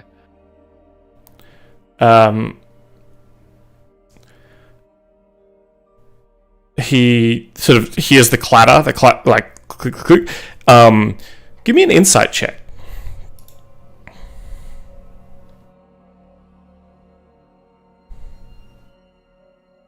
6. He is definitely looking at he sees the coins and they're distracting him, and you can see he kind of wants to go over there and pick them up, but then you're not sure why he's not. There's something else sort of also taking his attention, but with a 6 I think you really don't know what he's looking at or why. You're like, that would have worked on me as a child, for sure. Absolutely, it would have, yeah. Alright, I'll remove 2 coppers from my inventory. I keep track of this. Yeah, no, I'm glad. When you run out of coppers, I assume you're just throwing gems at that point. That's it. Or just start changing, I go to a bank and then restock, Yeah. I got my throwing copper sack, Alright, I'll leave it for now. But Pauly reluctantly leaves the window. Okay. I think Karu is becoming aware of how big this area is, and he's a little apprehensive that they left the gleaming gold samurai out to eat his sandwich. Yeah. So he's kind of he's still looking around, but he's kind of gauging that a lot of the stuff is up in the sort of canopy areas. So he's kind of all right, Pauly's probably looking through all those windows. Yeah. But so he's kind of started lightly jogging, maybe still stealthily, but he's definitely moving quickly to make his way back. And just kind of looking along the sides on the ground level for staircases or any sort of doorways that might potentially be of use. But other than that, he's just kind of all right, I gotta get back. For sure. And you definitely see a doorway as you sort of come around here. I know you're skirting the edge, but you can kind of see a doorway that leads in to the building here. Cool. And as you keep making your way around, again, you see sort of another tower sort of in the center, or the one you saw from the other side, and you see the market stalls of goblins as Pauly did, light streaming out of sort of these big, almost tuck shop windows out into the market stall area, and then keep making your way around. Kazu, hey, get out.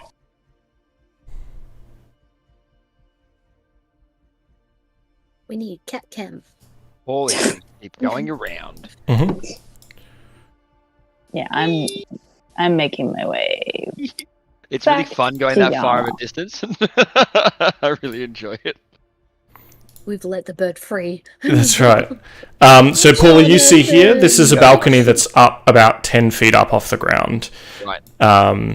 With a door on the balcony, and you also spot another door leading from the garden as well. Here you see, obviously, lots of different sort of berry bushes, shrubs, etc. You also see a number of mushrooms that have been planted you're sort of flying up overhead, so perhaps you're seeing a little bit closer than Karu. Karu went around quite wide around, and you see a number of different kind of mushrooms planted in this garden. these are the kind of things that are in the garden. They're Oh, dope. those are so cute. Yeah, they're cool.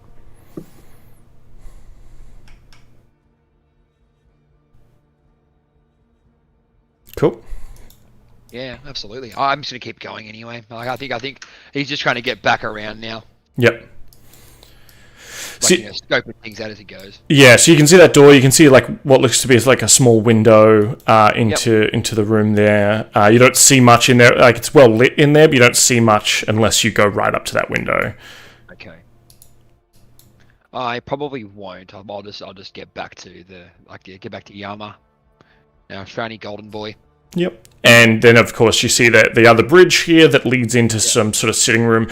Beyond, you can see there's a curtain kind of blocking your view. Okay. From further in.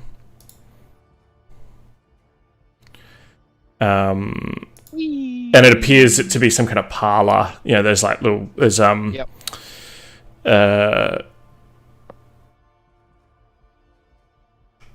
Chairs or like little couch chairs around a table. Okay. All right. Yama is just like sitting there, probably just finishing the sandwich, and like Karu just jogs up to him, just like, oh, damn it, I was hoping I'd get some of that. And Yama is like, and then we went off into the far regions of, oh, Karu, you're back. I was just telling the ladies about that one time that I went into the cliffs and fought a dragon. And she's just like munching on this sandwich and having like a great time, like it's a picnic. Yeah. And he's like, well, what did you find? I mean, pumpkin patch, veggie Pumpkin garden, Mhm. yeah, some mushrooms. Mhm. They'd probably be pretty good. There's a couple of doorways. There's a staircase. There's like a whole bunch of like buildings up in the canopy, which you can kind of see. But like, there's a staircase. Okay, well, at least there's a way in, I guess. Yeah. Although I feel like there's some windows. Pauly probably be able to work his way in. There was a I'm creepy sure that's where looking. he is right now. Yeah. There's a creepy looking. Boy just flies in then. Yeah. Oh, Pauly. Hey, Pauly, did you see any like creepy toys? No, When but you I were saw looking- some pretty sad kids, and I'm Oh. very sad about it. I saw a really creepy rocking horse. Yeah, At, I like, did see the- a moldy dollhouse. Yeah, I don't trust that rocking horse. It was like sitting by a door, and there was a big box next to it, and I just, Yeah, this place looks cool, but there's something about it. something off about it. Yeah. Mm. Also, like everything seems alive, almost. I also or saw the- a toffee apple dude. There's like a little market going down this way, and I reckon we go there. Well, maybe you guys go there, and I like hide on above the log. well, if Well, we like, do, you think we could just go there as customers?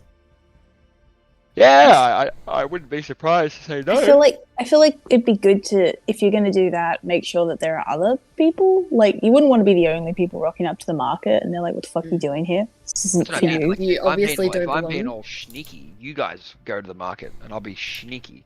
We cause like a disturbance at the market. Yeah, I mean, maybe I can give you like a signal. Let's go. All right. When I want you to cause a disturbance, I will throw a gold coin at Yama's golden armor. Ping. So you're going to be with us, and then you're going to like sneak off. No, I'm not even gonna rock up. You're not gonna we're not gonna see me. We're not gonna let them even know that I'm around here. Okay. But I'm gonna be like, how are you going to Huh? throw the gold coin? I'm gonna How fly are- and drop it. Oh. Oh, yeah, that's right. You can fly.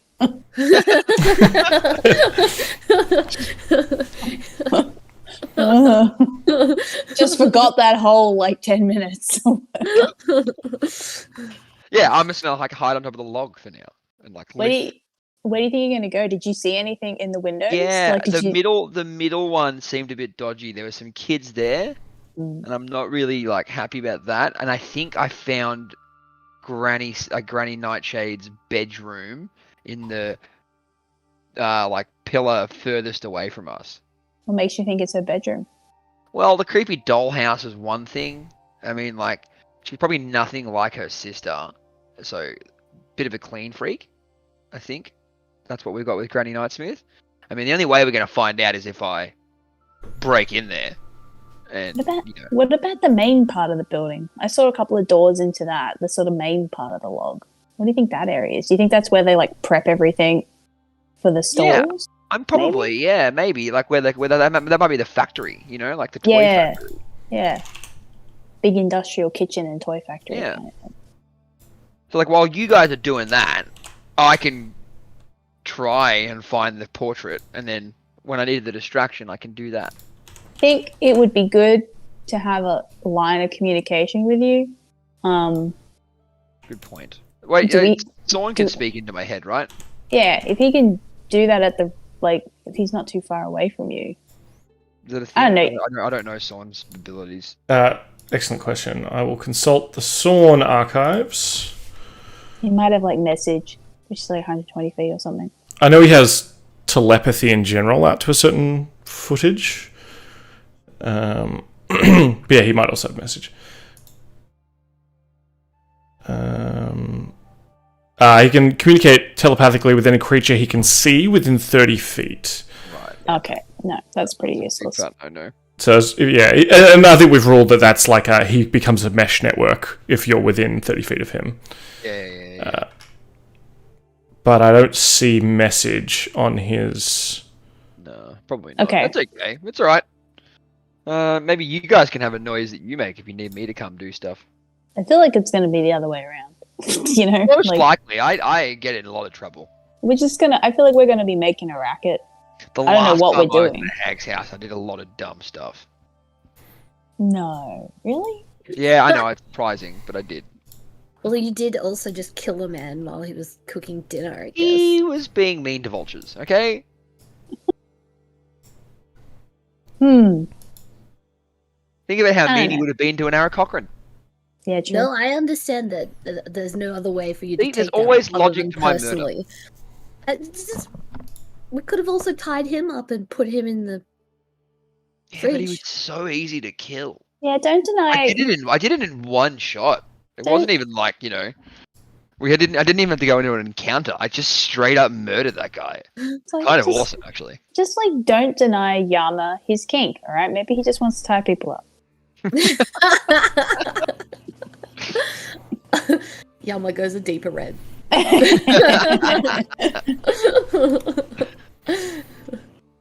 Okay, I won't murder anyone unless they try to murder me first. I feel like or if they're being mean to children. I think you're going to run into a lot of those people here.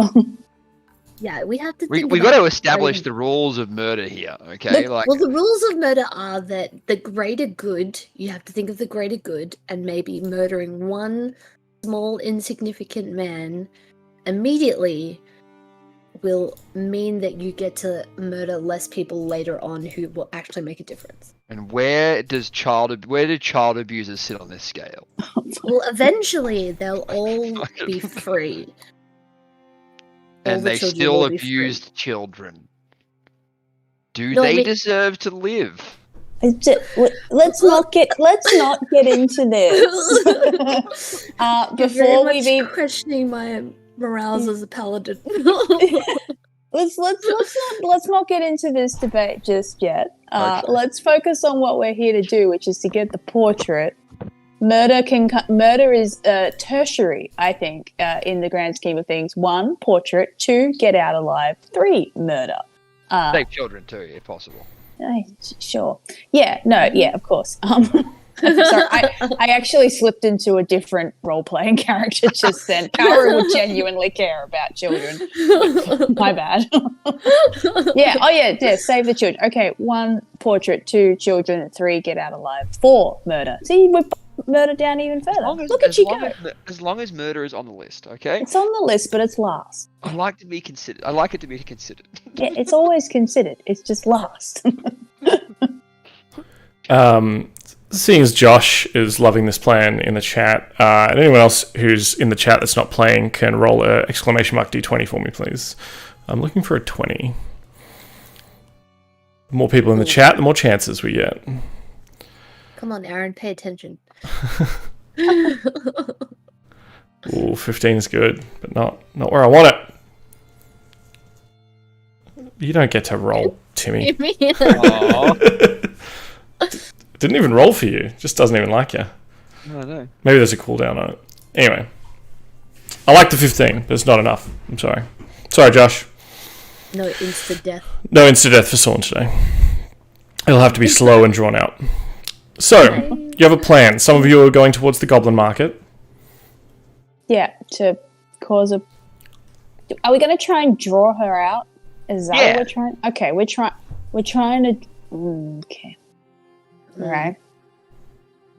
With how? How are we I mean, gleaming gold armor is pretty you've attractive. got a hunky dilf with you, so... I do, yeah.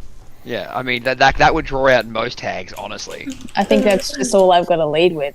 Just Yama first. Yes, Yama absolutely. Just being his normal self. Crown on the whole shebang, you know? Yeah. And hopefully she will bang. Karu's just like spit shining the gold, like making it gleam a bit more. But particularly like the nipples. The rump, yeah. Just like rumping Yama's You guys ass. just like pimping Yama out, and he's just like feeling so uncomfortable, but is going to do it because he just wants to help people. Either this or murder, Yama. You choose. Yeah, exactly. Yeah. And he's like, well, this seems the least warlike of the options. Yama. All right. So if you want to start moving into where you will be, Sure.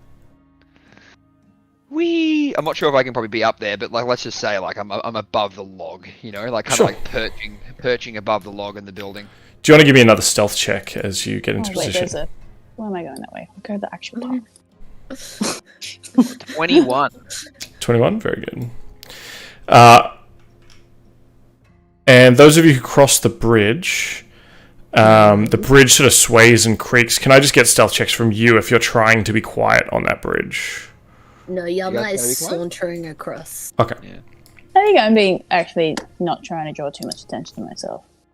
I'm gonna perch up like here. But I am. Yeah, with a 10 on stealth. Yeah, the bridge kind of sways and creaks and groans quite loudly as you cross it. And you hear one of the goblins kind of yell out, "Look lively, boys, we got customers!" And the one with the sort of toffee apple head saunters over to you. He says, well, welcome to the candy market stall, good children. We have goods here that are delicious and tasty. Please come try our delectable delights. Yes, hello, good sir. We're definitely in the market to try all of your candies and sweets. I have a penchant for all things glutinous rice. I love red bean. Anything matcha. Do you have anything of the exotic? And you kind of see him as he's kind of listening to you, kind of nodding, and then just out the corner of his mouth, he's kind of like, yeah, of course. Well, it's too late to get it now, isn't it? All right, fine. Sorry about that. Well, maybe not those things. We do have all sorts, though. We've got candy apples, we've got candied rhubarbs, candied mushrooms. Also, come along and try some of these. Just whatever payment you've got is all good. What was going on before? Everything all right?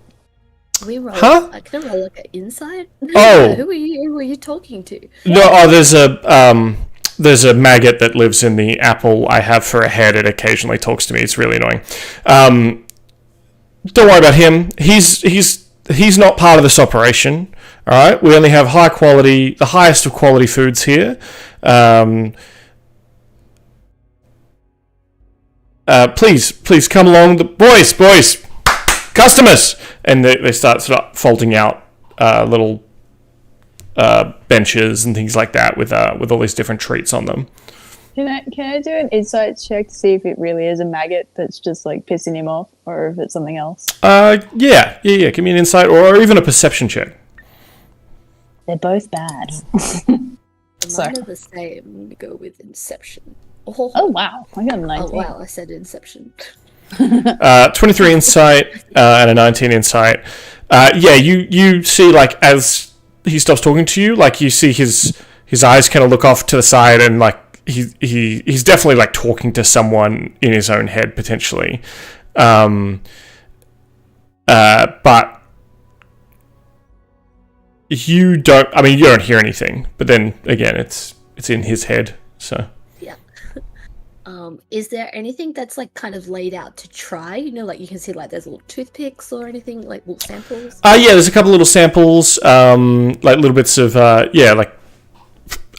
there's like a free offering, and then there's like bags of candy, and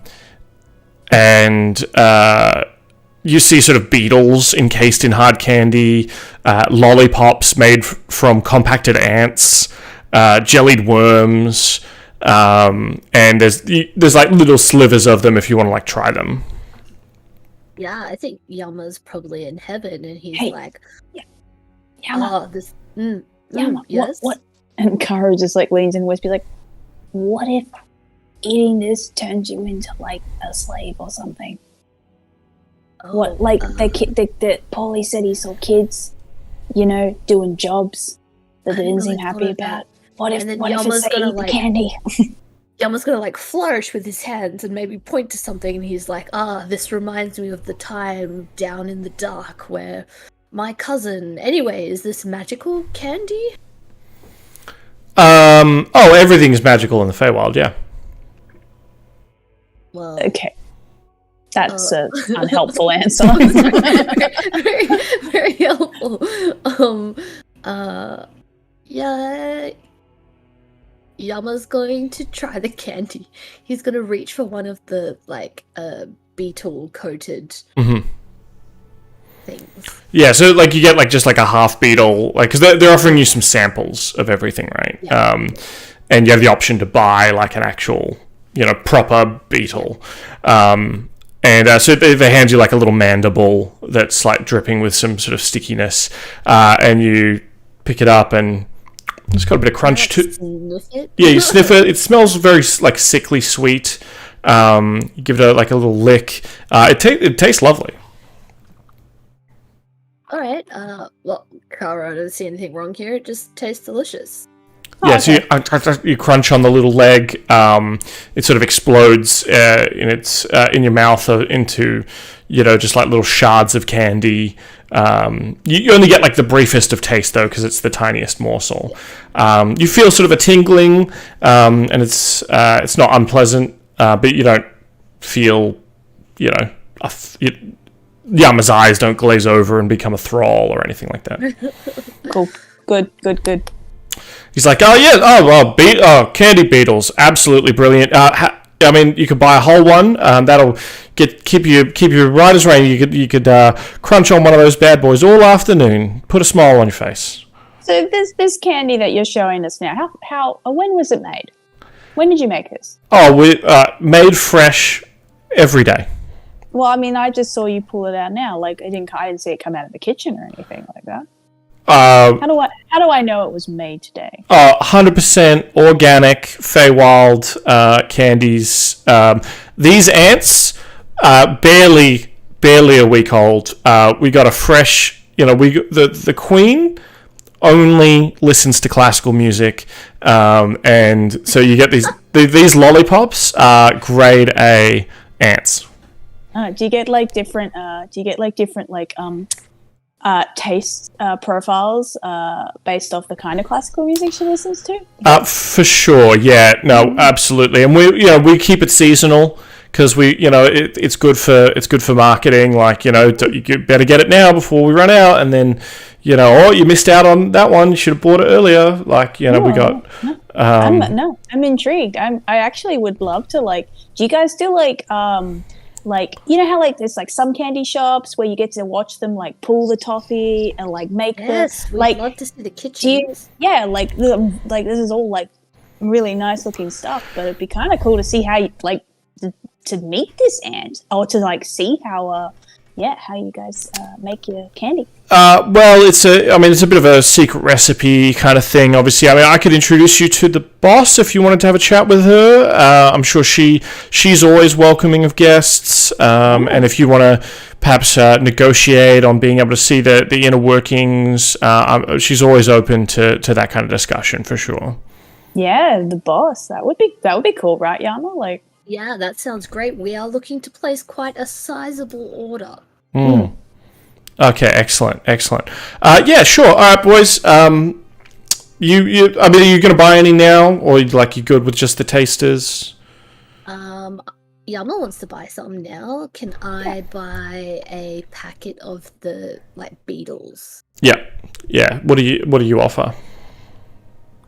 Yama offers a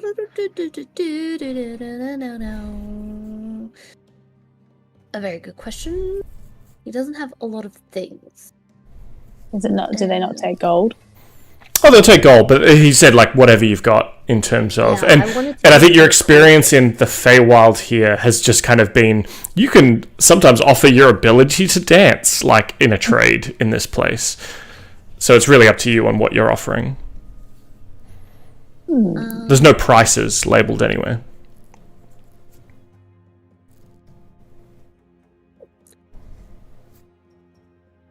I don't have anything exciting to offer, and I can't think of anything cool. I would offer the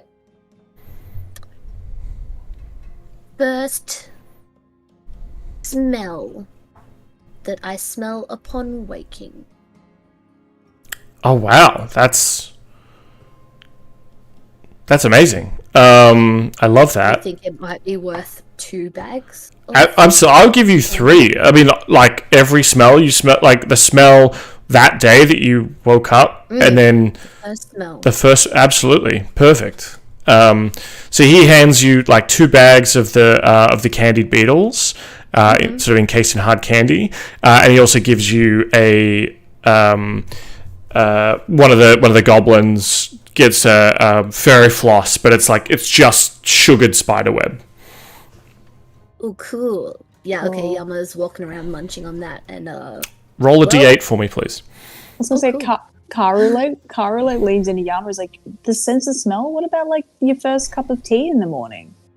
No way! I would never give that away.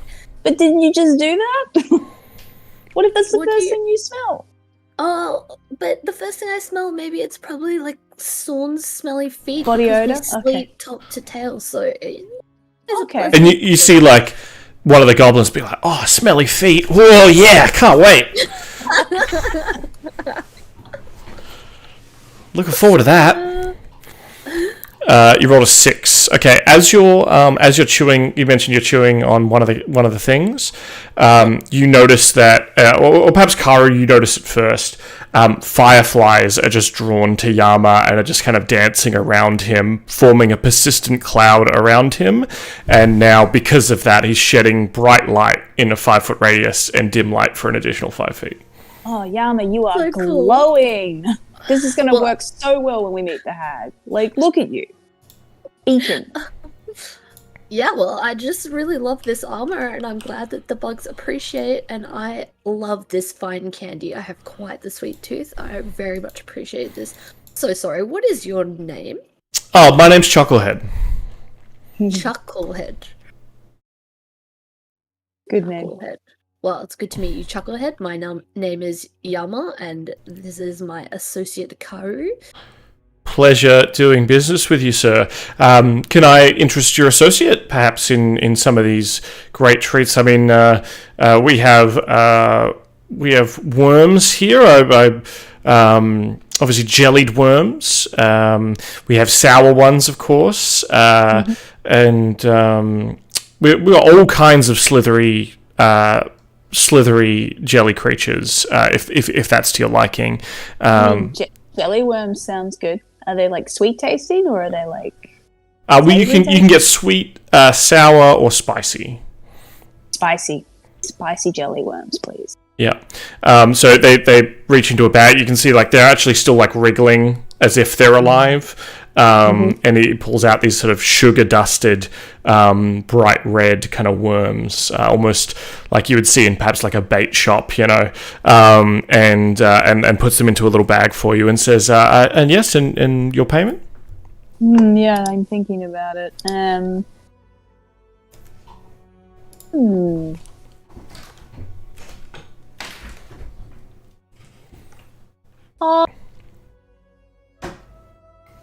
Maybe a similar thing to what Yama does, but the other way around. I'll give you the last thing I see before I fall asleep. Wow. That's Dan saying wow. I love that. Absolutely, write that down so that you remember that. And so the image of whatever... so is it a person or just the image? Or Just the last thing. So, like, if I fall asleep as the sun sets, then, like, that's what I lose that day kind of thing. It's just, like, the last thing I see. Picture. Yeah. Oh. Cool. He says, that is most generous. Thank you very much. And so... Right, wait, do I get the spicy worms? Could I also maybe get the savory ones as well? Oh yeah, for sure. Absolutely, yeah. Have some savory ones, and then he also hands you a bag of umami ones. Of what? Sorry. Umami. Yeah. Just umami. just umami worms. Bags of worms. Oh, I'm definitely gonna try the umami. Yep. I mean, I'll try the spicy one, but like the umami one kind of grabs me. Like, ooh. Yeah, so you eat that. It's got that kind of rich flavor. Roll a d8 for me. I just wanted to get in on this action. Yeah, I feel like Karu and Yama are always just like off doing like eating and playing games. Is it the same thing? Yeah. Can I roll again? Yeah, roll again. We'll have something different. I don't want to glow. You don't want 7. to You grow as though affected by the enlarge spell. Isn't that like 8 times? I think it's just double size. Yes! Oh my god, I'm a big boy. I think I was like, oh, whoa.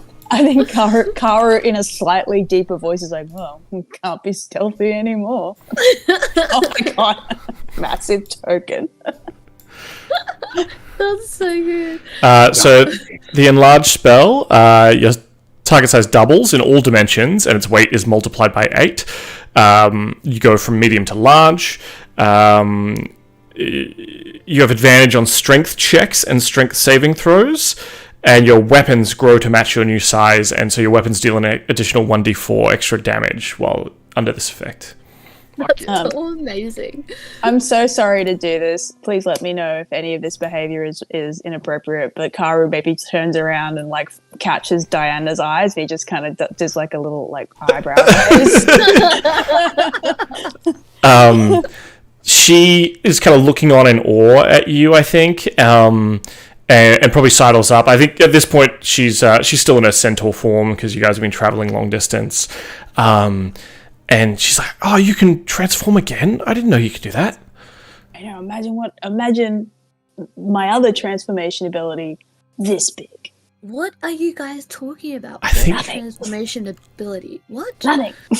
Like nothing. What? Shush.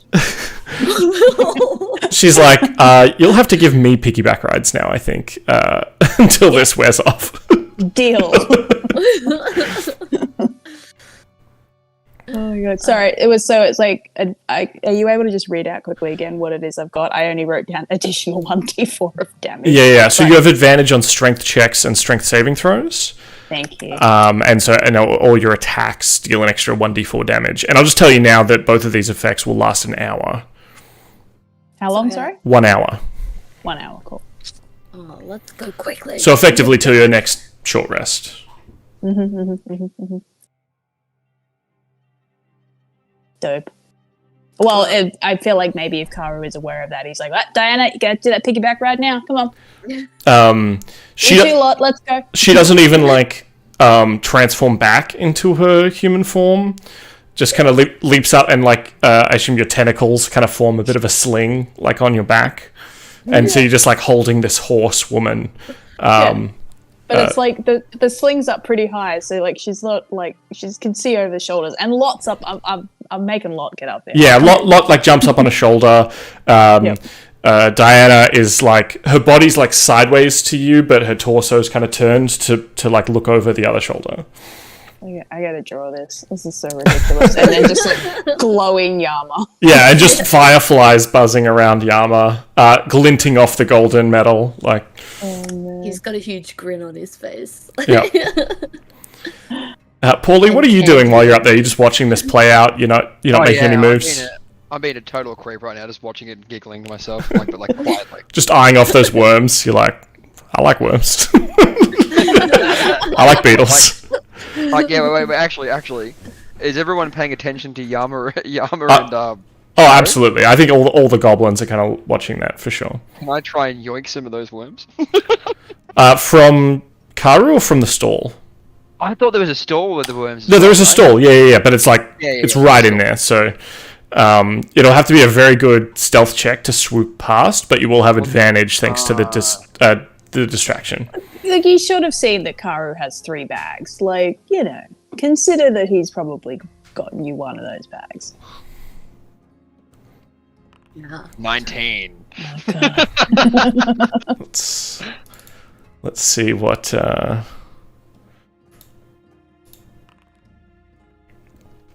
You're able to swoop in, and you beat a 16. So you're able to swoop in while everyone's not looking, and a couple of people kind of look up at the sound of the flapping wings, but they perhaps just or Chucklehead's like, no, I think it was just a bat.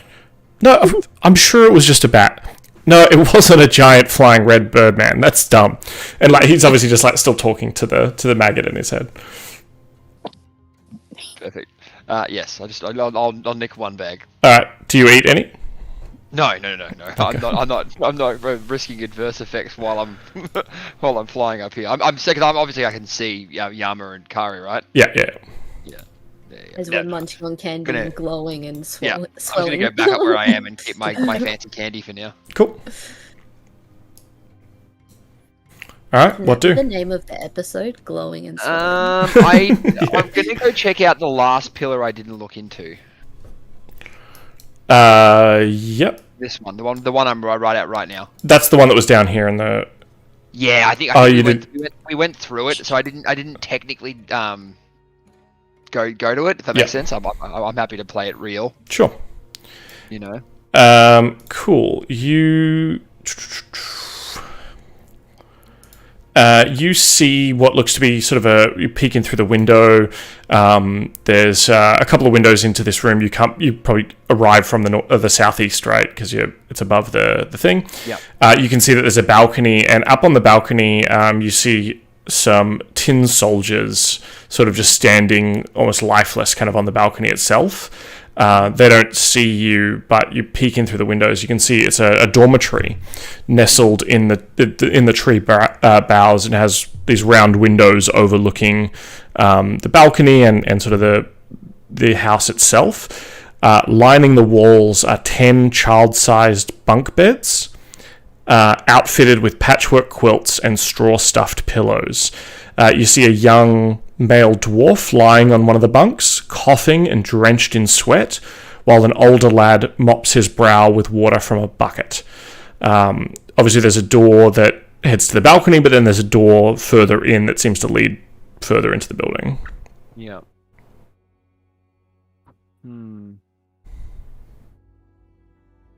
Who's this? There's a girl there. She's like an older girl. Yeah, well, there's I just used random tokens, but there's a young, sort of a very young dwarf, and a young human. So the dwarf's in bed, and the human's kind of looking after them. Okay, all right. I'm gonna leave that. I just want to have a look at it. Sure. I'm gonna try and go back to that bedroom, see if anything's there again, and then maybe try go into that room I couldn't see into.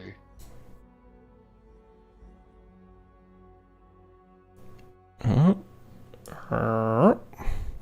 you're gonna go into the bedroom? Yeah, I'm gonna have a quick squeeze and make sure it's empty. Make sure it's empty beforehand. Yeah. Yeah. You peek your head, and again, there appears to be no one in the room. Okay, I'm sneakily go up to this door and then see if it's locked. Okay. Like just look at it first and see if it's locked or anything like that. Yeah.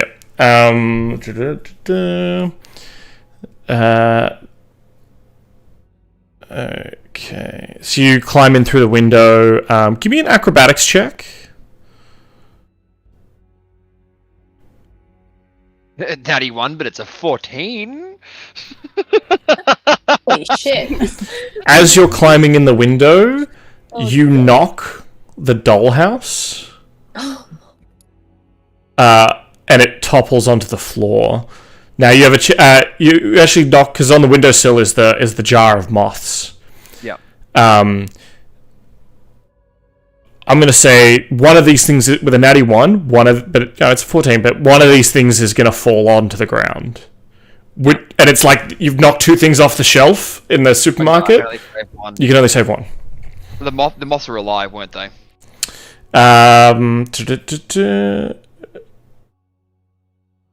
Yes. I'll save the moths and then try and make sure they don't fall. Okay. And break and go everywhere. Yeah. So it falls off. I think it falls off, and the bell jar is on a plate effectively. So you've knocked that off. You're able to kind of catch that, and all but one of the moths stay in the jar. One of them kind of flutters out into the room. The dollhouse falls and clatters onto the ground with a large thunk. Where's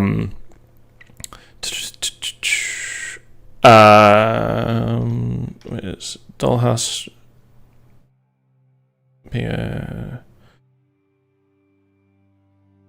As it falls to the ground, the roof kind of you notice that the roof falls open slightly because it's hinged like a toy box.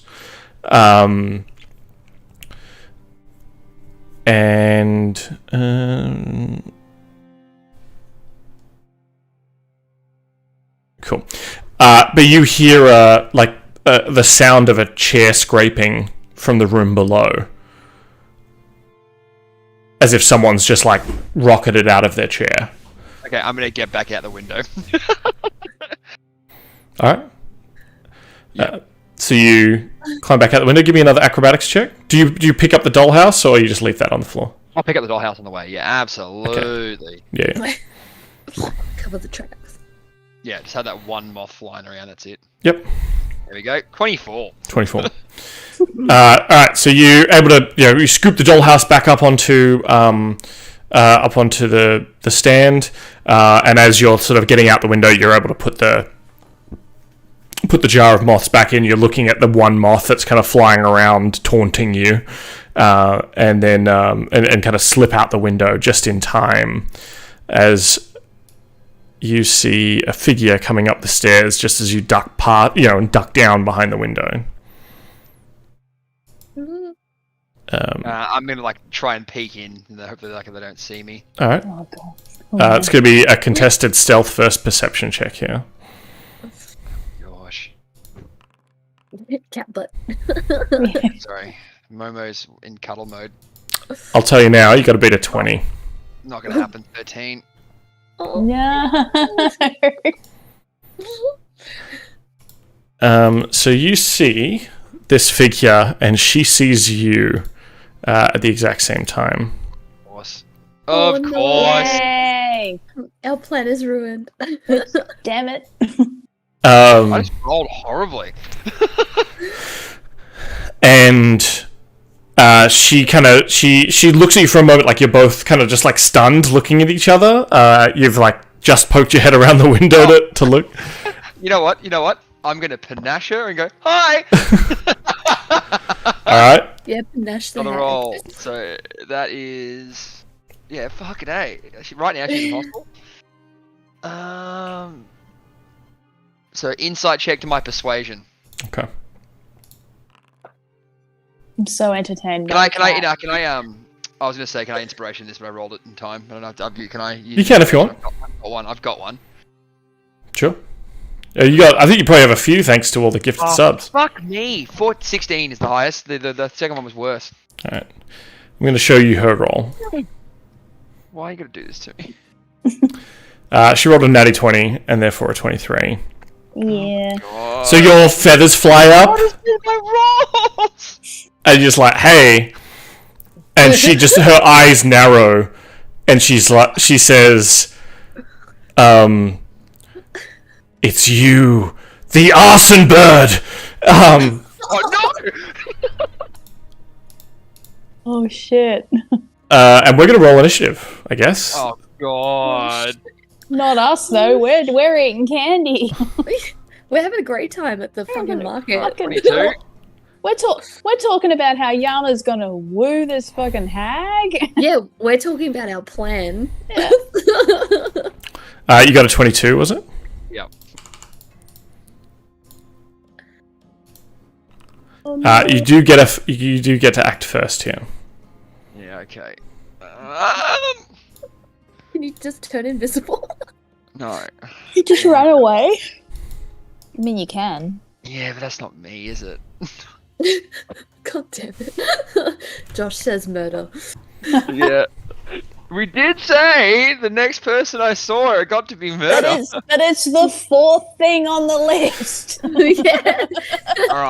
All right. So I'm at the window, aren't I? Yep. I'm gonna shoot her with my pistol shrimp. Yep.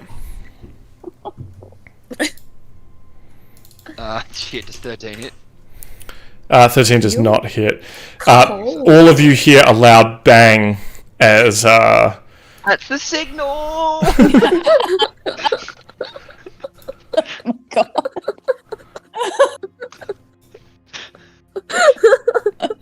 Oh my god. All right. I need to do I can't get in the window and then attack her and then go back out, can I? no, unless you make a very solid acrobatics check. Let's call it if you're, we'll say 20, you get in easily. 15, you break stuff on your way through, and 26.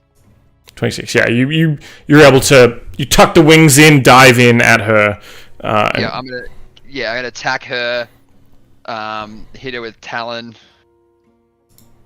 I actually get ring. Hey! I get ring of first strike. I could actually, because it's my first attack.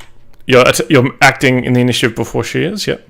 Correct. So actually, I can double roll with advantage my pistol shrimp before we start this off. True. Yeah, you can re-roll that attack to see if you just fish for the crit. Yeah. Or fish for the hit. Yeah. Oh fuck me! No, that was even worse. Anyway, don't worry. Alright, my rolls are fucking shit.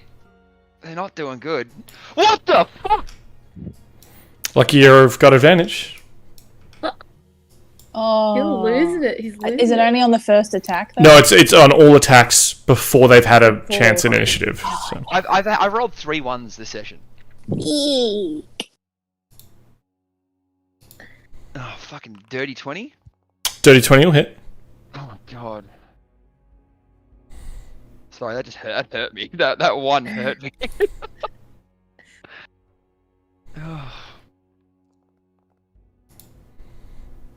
And I'll re-roll one of those d6s. Just because I need to probably do as much damage as I possibly can.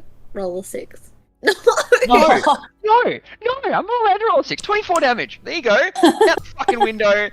Yeah. The And I'm gonna dice are hide in against the you hide today. there. Okay. She's going to rush up to the window, poke her head out to look at you, and you see her casting a spell. Wouldn't I? Okay. I mean, I feel like I would have gone further enough so she wouldn't see me. But yes, yeah, fair enough. That's okay. Well, I think with getting through the window, 50 feet. Oh yeah, good point. Yep. 20, 20, 10. Yeah. And you're sort of flying away north, I guess. What is she gonna do? Just murder Pauly in one shot. Yeah. There's some kind of necrotic wave that murders everybody in the market. Yeah. Oh, man. Her eyes become an inky void imbued with dread power. And she kind of looks at you and she says, "Arson bird! Arson bird!" And I need you to make a wisdom saving throw, please. Oh god. DC, Okay, I'll tell you now, DC 14. Can I use another inspiration, guys, because I'm fucked either way. Wisdom is not my strong point. You might roll alright. You don't know. No, God no. Wisdom is my a guaranteed fuck up. What? Okay. All right. No, okay. I'll roll with that. That's fine. But I've never passed a wisdom save. Oh, do what you want. Like that's fine. You gifted subs, mate. You've bought Yeah. power. This is pay to win. To win. You know, use Oh it my if God, you want. 14. I got 14. Meets beats. So you feel yourself getting tired and lethargic, and you're about to kind of just fall asleep and drop out of the air. And at the last minute, you shake yourself awake. Fuck me. Is that her whole turn? That is her whole turn. I'm gonna fucking shoot her.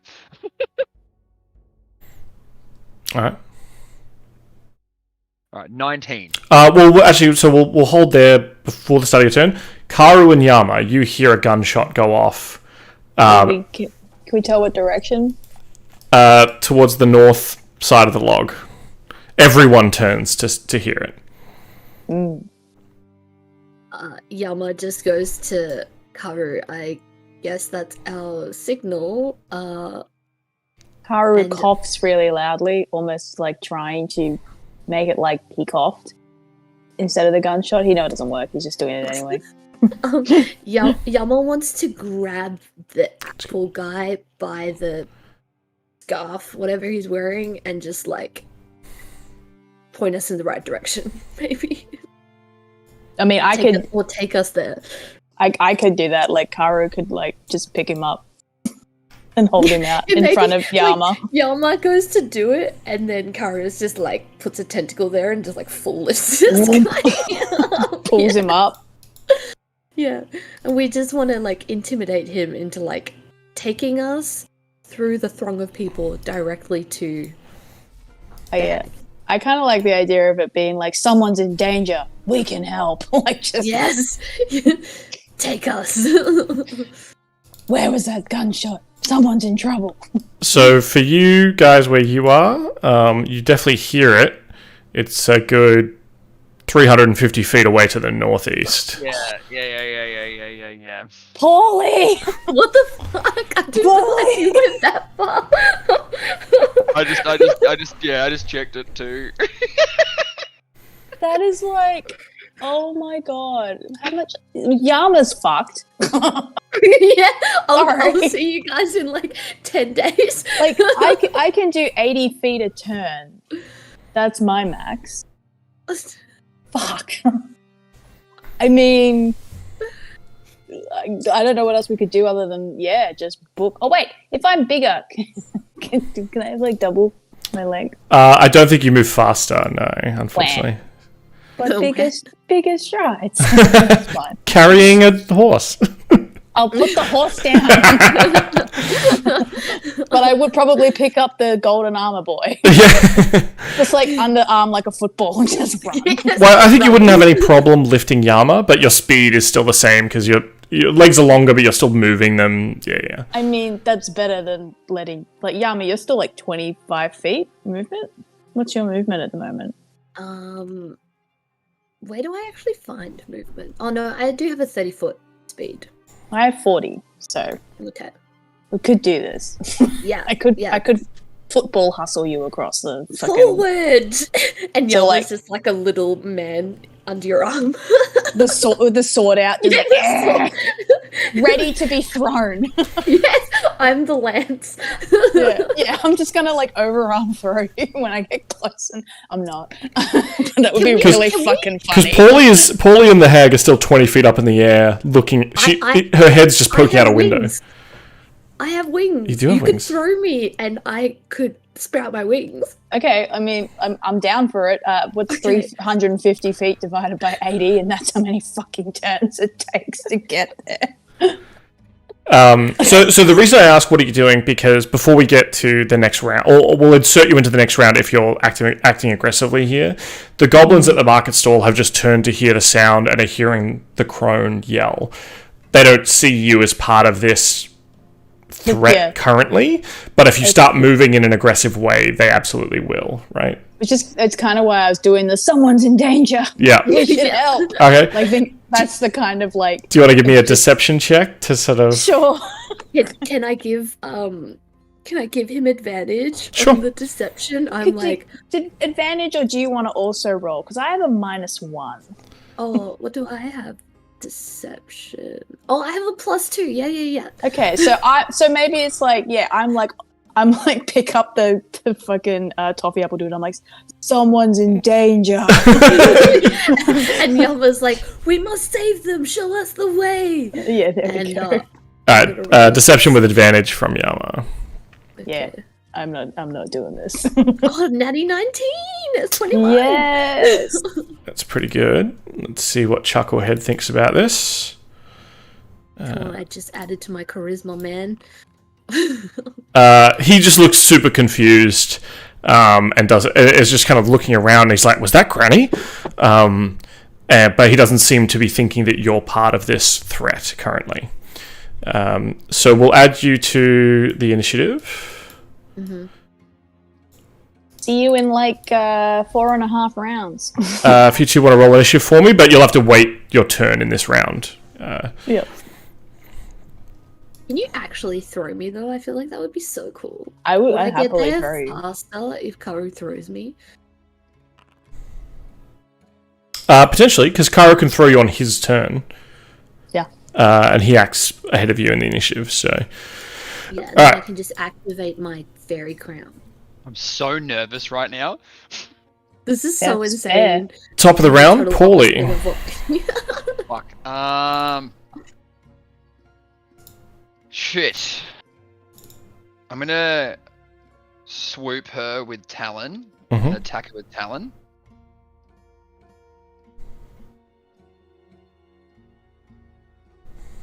And her eyes are still inky black. 21 to hit. 21 will hit.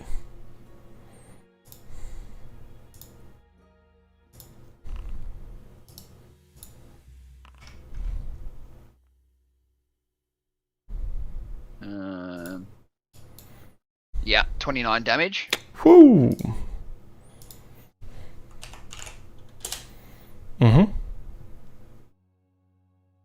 Fuck, man. I'm gonna move back like 15 feet that way.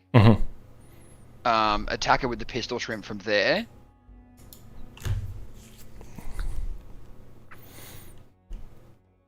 Hit. Yes, 24 to hit. 24 will hit. Let's put on some... Yeah, I need some music. I'm fucking freaking out right now. That is 13 damage, and then I'm gonna move around here and try to get out of her vision. Yep.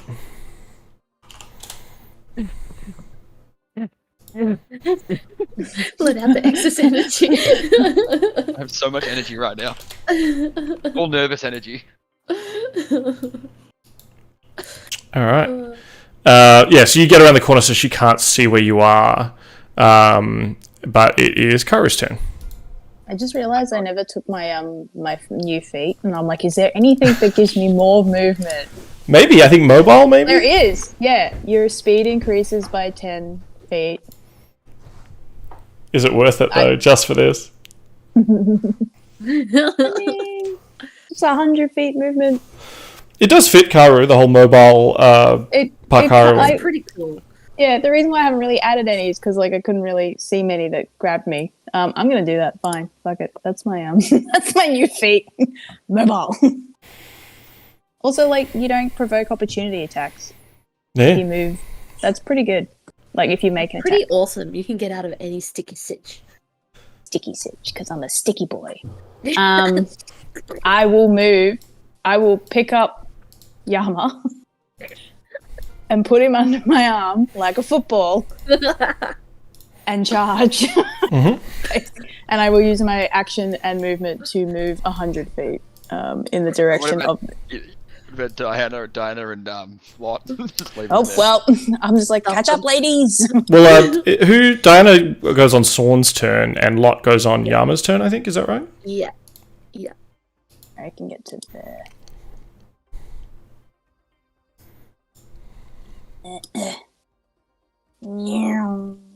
And you've brought Yama with you? I have, sorry. Yeah. I'm assuming there's like no contest. Like Yama's gonna let himself be picked up. Yep. Cool. So nervous. I'm so nervous. This is so wild. Is that just your movement? That was 100 feet. Oh wow, yeah, it was too. That's double move. Yeah. Cool. Any bonus actions? Probably nothing like. Oh, my sword's big now. That's exciting. Sorry, I just remembered that. I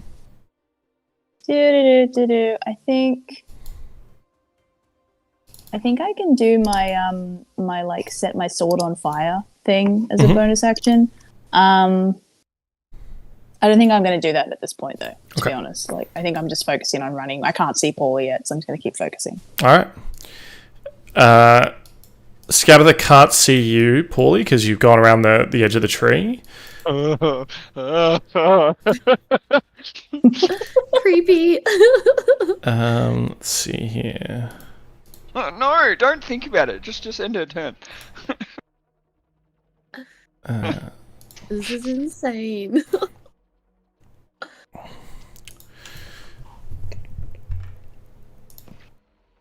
Uh, Yeah.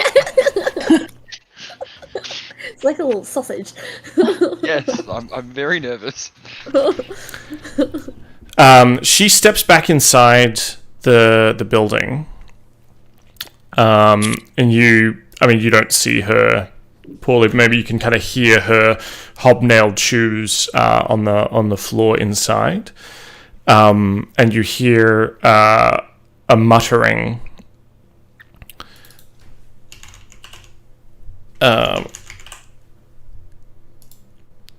And parts of the tree that you're floating above or like kind of next to, the boughs reach out and go to slam you out of the air. Oh my god! Wow, what the fuck?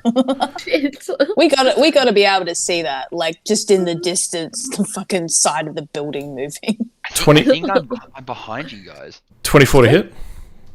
Was it plus? No, 24 hits. Yeah. Was it plus 2 AC? Oh yeah, sorry, +2. Yep. Yeah. Why do you get a +2? Because I Shield cast. of Faith. Yeah. Oh, did you? Oh, you did that at the start. Sorry, yeah, I wasn't paying attention.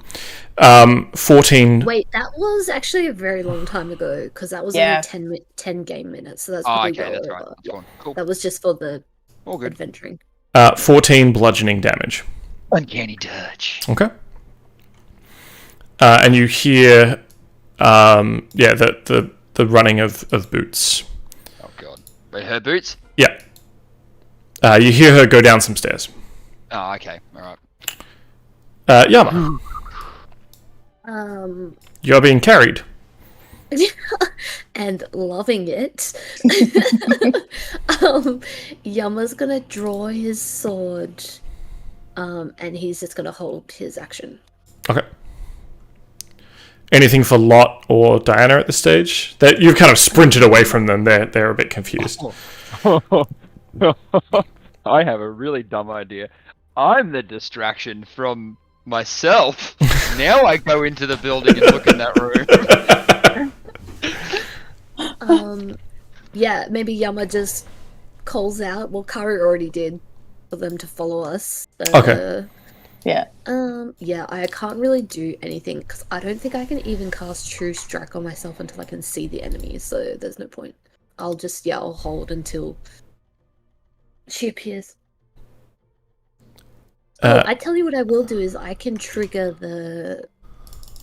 the witch-like monarch crown, so I do now have wings and +5 to my bonus charisma checks. That I'm sure will come in handy. Yes. So Diana and Lot start chasing after you, but they are obviously not as fast as Karu, and do not get nearly as far. And suddenly they're like, why is he so much faster than he used to be? The fuck? Literally just happened. He just took a feat. Yeah. Just then. Karu, do you have improved hearing, right? Is that a thing that you have? I have like advantage on like hear, like I can if I use hearing or smell, I have advantage on checks. Give me a perception check with advantage then, and Yama, just give me one normally. Perception, was it? Sorry. Yep. Oh no, it's in me. Oh, not good. No, it's fine. That's fine. I sense nothing. Yeah, you hear nothing.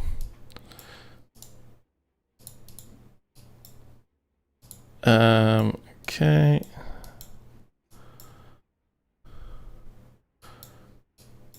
Okay. Cool. Pauly. Is the tree still alive? Yes. Right. Okay. I'm going to do a little flyby the window. Mm-hmm. I'll count my moves. Sorry, 1 second. 25 feet, 15.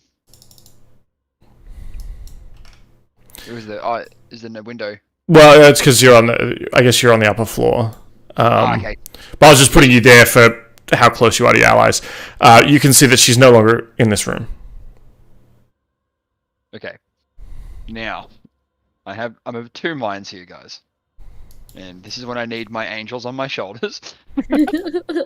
So, if she's left this room to go downstairs, there's probably a very good chance she's not going to come back up here, right? Yeah.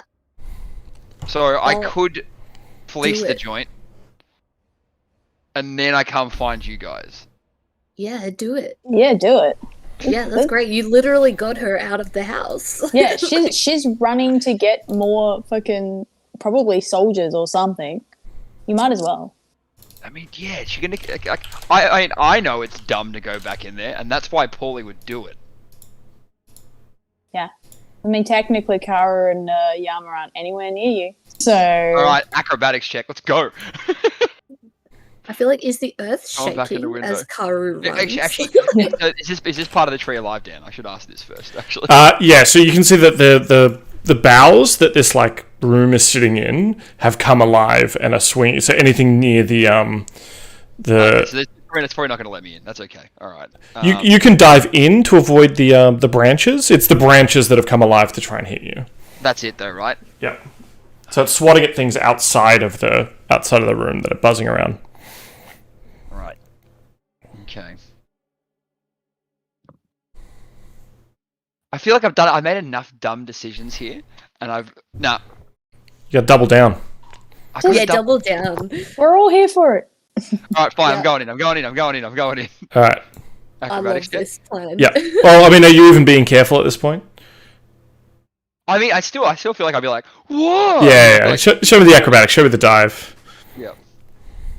Natural 20. Oh yeah. Yeah, there it is. That's a 33, guys. Just so we have that on record. That's 33. I'm imagining from Spider-Man 2 where he just flies through the bridge and then lands on the train, like just.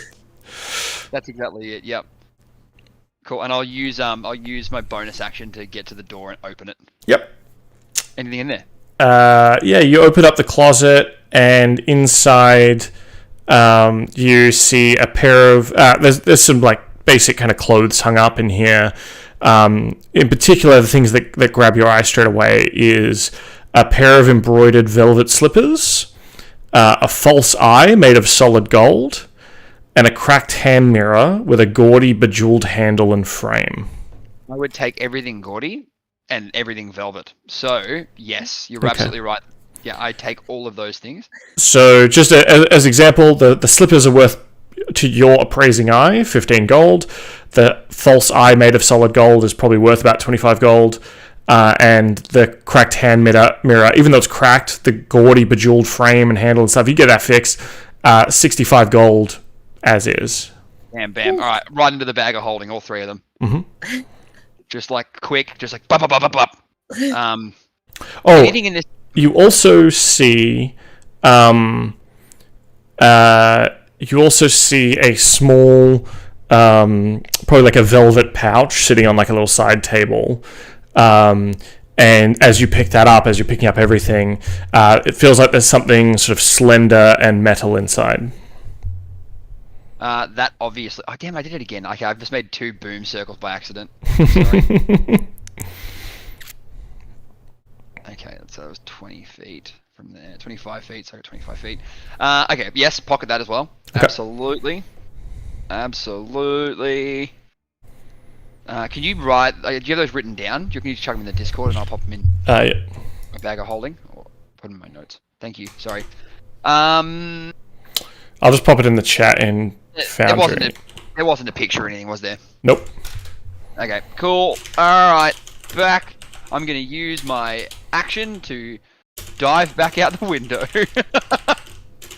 This is just a quick fleece job, you know? Yeah. I was hoping something was in that cupboard. I mean, yeah, there we go. I think, yeah, with the natty 20 and the acrobatics on the way in, I'm happy to let you just get out without disturbing. Like this. I've just dived through the window, rolled into the front of the door, opened it, stolen shit, and then just done a backflip back out the window. Yeah. Perfect. And yeah, from that position, like, you can see that there's stairs down to another room, and you can kind of hear Granny down there stomping off through the building. All right, cool. So 25 feet, and then I'll move 25 feet towards the market, outside that window. All right. So from here, you have a further 25 feet. That's correct. Yeah, because I'm using my action as well. Yep. I can move 150 feet, guys, if I want to, in one movement. Pretty good. Pretty good. There's not many options. There's not many chances for me to do that usually, because I can use my action and my bonus action. Yeah. And obviously my one movement too. But anyway, yep, cool. Thank you. That is my turn. Cool. Karu. Yeah, I'm move. I think I can get to... Oh, I collided with a wall. Oh, that'd be this big branch on the ground. But I can get to here. Yeah, with your Parkaru skills, I think we're pretty happy. Your giant size. Also, my with mobile, like, there's no difficult terrain when you dash. Yeah. It's just That's 100% you. That's. Yeah, it's very me. I was reading it again. I was like, oh no, this is it. This is what he was. Perfect. I think my bonus action, I'll activate the. Because, like, we can't tell. We don't know what's going on. We still think Pauly. You can see Pauly swooping towards you, I guess. Just he's sort of 100 feet away. You can kind of just make him out in the gloom. Ah, well, I might actually not. I think I go to activate my hemocraft thing on my sword, but then when I see Pauly, I'm like, I'm just gonna wait. Maybe he's okay. Wait, does Pauly see them as well? You reckon? You could probably see Karu. You can definitely see the fireflies around Yama. Yeah, Pauly you can see a like, glowing Yama. Pauly is like starting like bizarre shit. Pauly is like starting the. And that's all you can hear. Slight derailment. As I get closer, it goes. This is a slight derailment, but in my campaign last week, we had a character who was standing in the doorway of a hag hut with the hag staring into him, and he just spent the whole time going. So what I'm imagining. It's just the reaction that hags bring out. Oh, okay. Still probably can die here. That's all I can do. This is the greatest scene. So many bad rolls. I honestly just love Karu and Yama just being like, someone's in trouble. And then just running off before anyone else can go, wait, are they part of it? Like, what's going on? Cool. Can I, on my turn... It is now your turn. Oh, sweet. I'm going to use my divine sense so I can detect good and evil. And I would kind of like to know the general direction that she's in, but I also get to know the location of any celestial fiends or undeads within 60 feet. Ooh. If there is. Does that work for Fae? Is she a fiend? No, it's a celestial fiend and undead. You detect... what's the range? 60 feet. Interesting. Oh, you're right. That's pretty short. I don't know. Yeah, this is a big map. It's very big. Yeah, you detect no celestial fiend or undead. Okay. And no evil? You get a just overwhelming sense of evil from inside in general, and from this area, from this this place. But you do get a very weak sense of. It's kind of out of your range, but I'll say it's just very. To give you a little something, it's very dim, and it's like it feels far away, but sort of the glimmerous, the slightest glimmer of sort of a celestial goodness. Ooh, but it's okay. weak, and it's faint, and it's far away. Okay, well, I'm gonna file that away for later. And it's to your northwest. Northwest. Okay. Thank you very much for the information.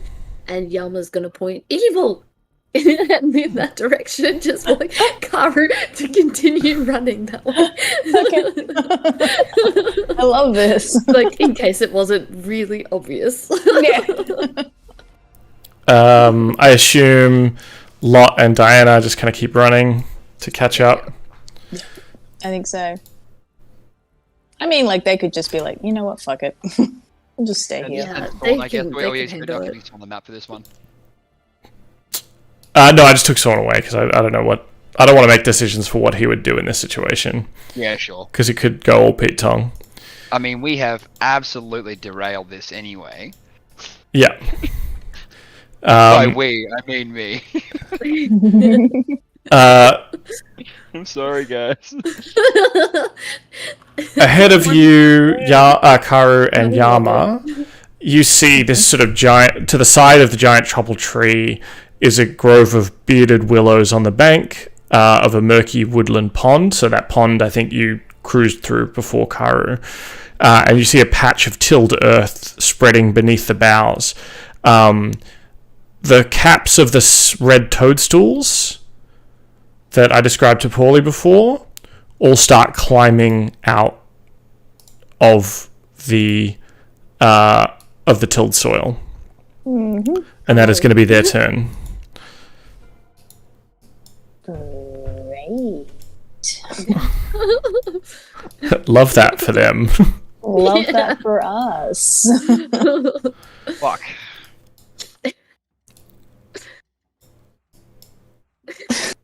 God damn it.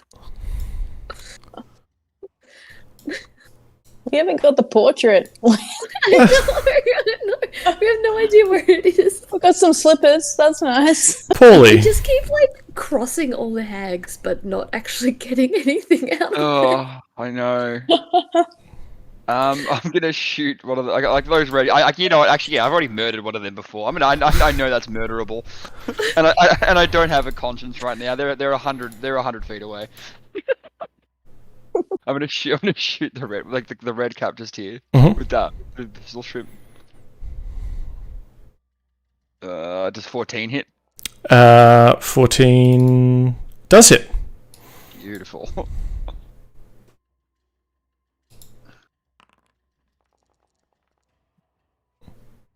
9 damage. No. Actually, you know what? I will re-roll the D10. One sec. I'm not going to do another attack from this round. Yeah, fuck yeah, 12 damage. 12 damage, cool. Actually, I think it's more than that, is it? Actually, no, it is. It's more than that, sorry. 17 damage. Oh, yeah, it's another 5. Plus 5, sorry. I just did the whole thingy. Cool. So they all are climbing out, and you can see that they've got big sickles that they pull out of the dirt with them. Beautiful. And I will use my bonus action and my movement to get to here.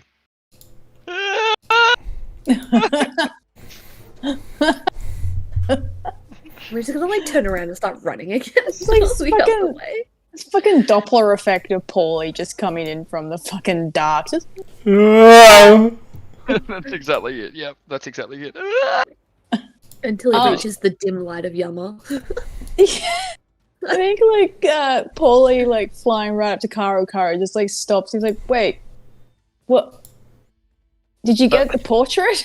No. I met Cait, and she's scary, and I may have stabbed her and shot her a couple times, and one of her minions, and I shouldn't be left alone, and I stole a golden eye, and some slippers, and we should probably kill her.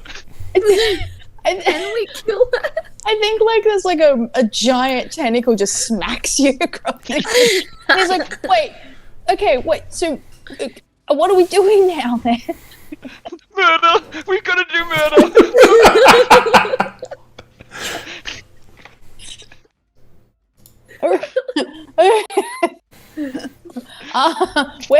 Where did she go? I removed the option, there's only murder now. It's your plan all along. Yeah. She's coming. Where's she? Where? From where? Where's she? I don't know. Pauly! There was a door behind me. I think she's coming out of that. And I knew that anyway from the scouting thing, so I'm gonna assume that would be the door that she would come out of. This one up here? Yeah, that one up there. That one up there. She's pretty close. And that's my turn. I mean, I can't like... I could get to here and actually, I'm 20 feet up too. Yeah, I mean, I'm tall, so you're not that much higher than me. Yeah, Karu's a good double his size, so you would have been what? You're probably like 12 feet, 13 feet tall now. Yeah. With tentacle reach doubled as well, like. Yeah. Oh my god! Imagine if I use the ring. Make the tentacles even more. Should I eat some of the candy myself now? Fuck it. Just go full sicko mode here. Now's the time. Now's the time. Grab one bag and just eat 8 things and get all 8 effects. Can I eat one and before I end my turn? Yeah, sure. Done. All right, there we go. I ate one. Just because fuck it, why not? This is already pure chaos. Roll a d8 for me, please. Sure. Pray for good juju. Oh, it's gonna be terrible. But that's the shrink. funny. That's the funny part about this. It's the funnier part about this whole fucking thing. Okay, there you go. 3. So you eat the gummy worms, and then you just realize that like your hands, whether you're not sure if it's like because you ate it so like quickly, you're so panicked or whatever, you've just left like smears of almost like worm innard stains on your beak, and then like you're like, oh, and it's all over your fingers, and like you rub your coat and it just leaves stains on your coat. For the next hour, your fingers leave indelible stains on anything you touch. I got Dorito fingers. Imagine if you had eaten that before going into the hag's house and like everything you touch is just like little fingerprints everywhere. It's like a child with some paint. Like you pull out like, oh, I've got this golden eyeball covered in Dorito dust. Like, oh, oh no, keep it, man. The velvet slippers ruined by Cheeto dust. I think for Karu's turn, Karu's gonna move the 50 feet that he can to get to here, and then can I get Yama out, and can I hold my action to yeet Yama at the door when something comes out? Sure. Yeah, when the door opens. Right. Yeah, when the door opens and something comes out, I'm going to throw Yama. That's amazing. Yeah. Cool. That's my whole turn. This is chaos. I love it. I'm so sorry. You planned a lot of shit. This is the one time we gave you so much planning. We're going to do this. But the first half of the session seemed very organized. We have a list of questions. We had to come back on track.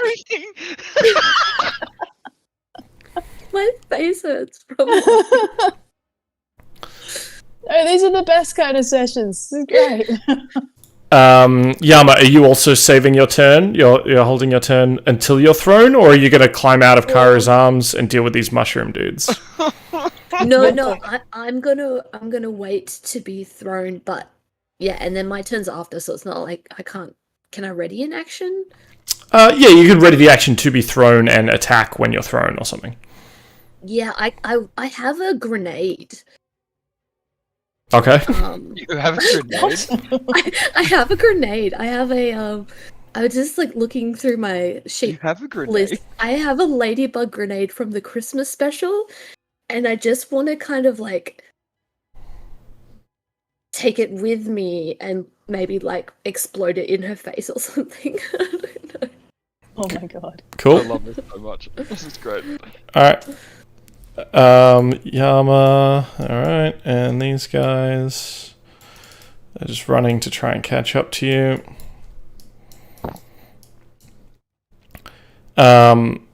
Before the door opens, though, these red caps move to swarm you. Oh boy. Maybe use a grenade on them. Yeah. No. Maybe I'll just drop the grenade on the ground. I'm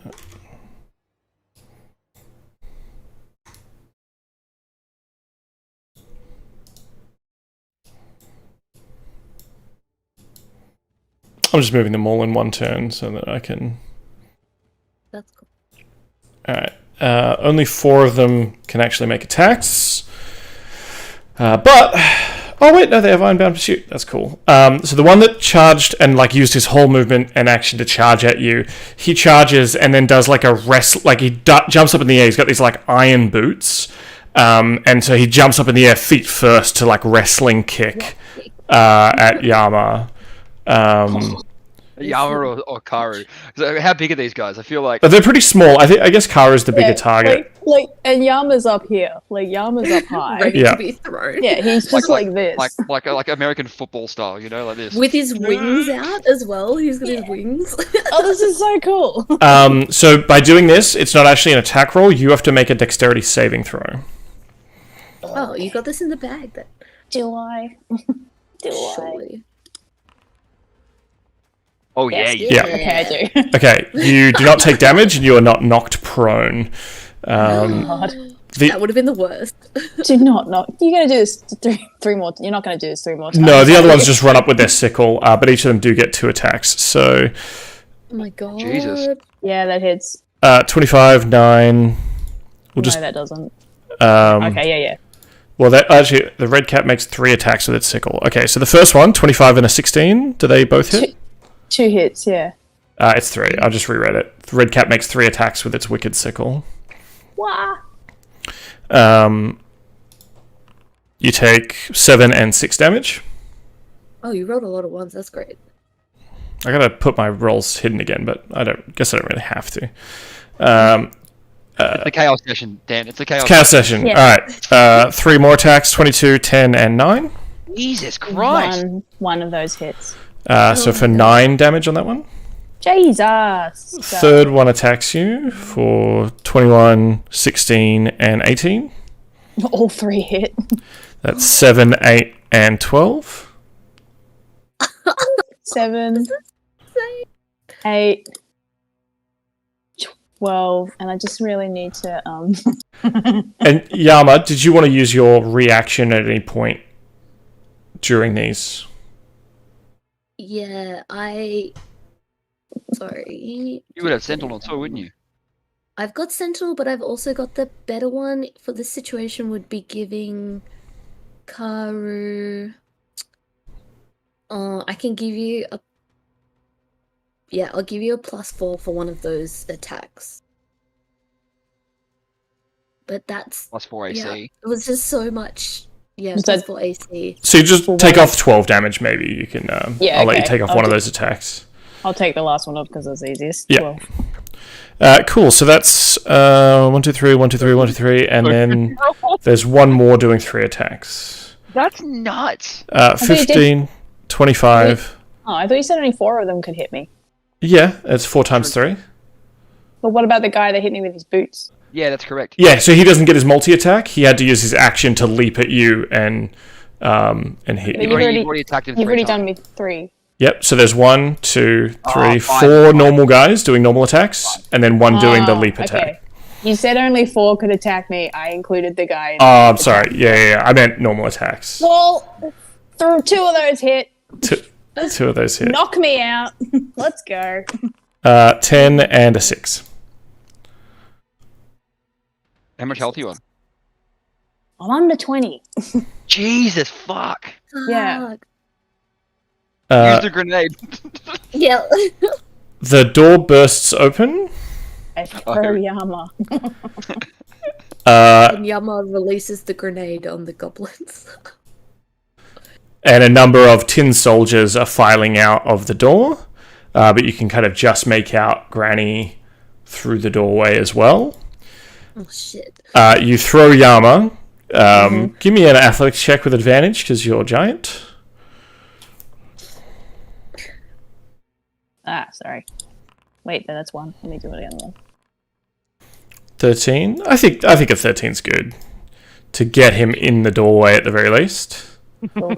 So you threw the grenade at the red caps, right? Is that what you said? Like just basically drop the grenade with. Can I just like release the grenade so that it's near the red caps and not coming with me? Sure. Do you have a description of what that grenade does? I have no idea, only that it was given to us in the Christmas thing, and it's called a ladybug grenade. It probably is just freaking confetti or something stupid. But we all received one, I believe. Oh, did we? Oh shit! I didn't put one in my inventory. Dad probably didn't intend us to use it. I don't have it written down what a ladybug grenade is. Let me Damn it. Chaos session. Yeah, it's a chaos session where we use everything that we've forgotten about in our inventories. I'm gonna rule then, since you don't have it written down, that it creates a swarm of like insects that is attacking everything in its like around it. Oh, that's so cool. Does that include Karu though? I think you said you threw it a little bit away from Karu, right? Yeah, I want to put it like behind that line here. Yeah. Yeah. Yeah. Tim and I are like, yeah. Right there. Right there. We want it here. It's like over here somewhere. Here. Here. I'm drawing a ladybug. Yeah. So you say the wasps, or the ladybugs, come out and start attacking everything around them. Let's do some bites. So it can attack 4. We'll go around that way. 2, 3, 4. What do these guys have? They all get hit. Yes, ladybug grenade. 1, 2, 3, 4. Oh my god, that's so much damage too. Fuck yeah. So we go, was it 9, 7, 15. Fuck yeah. Fuck yeah. Yeah, 15, right. and 15. Cool. And just on your turn, I'll have them act again. Amazing. But you get your turn now. You kind of reinsert yourself back in the initiative here. Alright, I'm just gonna swing to hit at the first guy in front of me. 19. 19 will definitely hit. Amazing. 9 damage. Do I get a second swing? Yeah. Nice. That's another 19. Sweet. 13 points of damage. And that's all at that first guy right in front of me. Yeah, that bloodies him. Do I have any bonus actions? So these guys that are in the doorway, I'll show you a little picture while you're figuring that out. These are little tin soldiers with happy mustaches drawn on them. Oh, so cute. And they have an hourglass motif on their chest. Karu's within 60 feet of me, so I'm going... I don't have a bonus action because I use my reaction. Damn it. Bonus action reaction are different. Mm-hmm. Oh, I thought it was if I use my reaction. Oh, no, it's if I use my bonus action, I don't get my reaction later on. No, they're different. They're separate. Things. Oh, okay, that's just a Pathfinder thing. That's cool. love that. Although, actually, I was arguably like your reaction is used to hold your turn, but that's fine. We ignore that. We'll ignore that for now. You guys are fucked enough as it is. I appreciate that. Well, I'm going to cast Shield of Faith on Karu, which is +2 AC bonus. Thank you. Concentration 10 minutes. Keep me honest.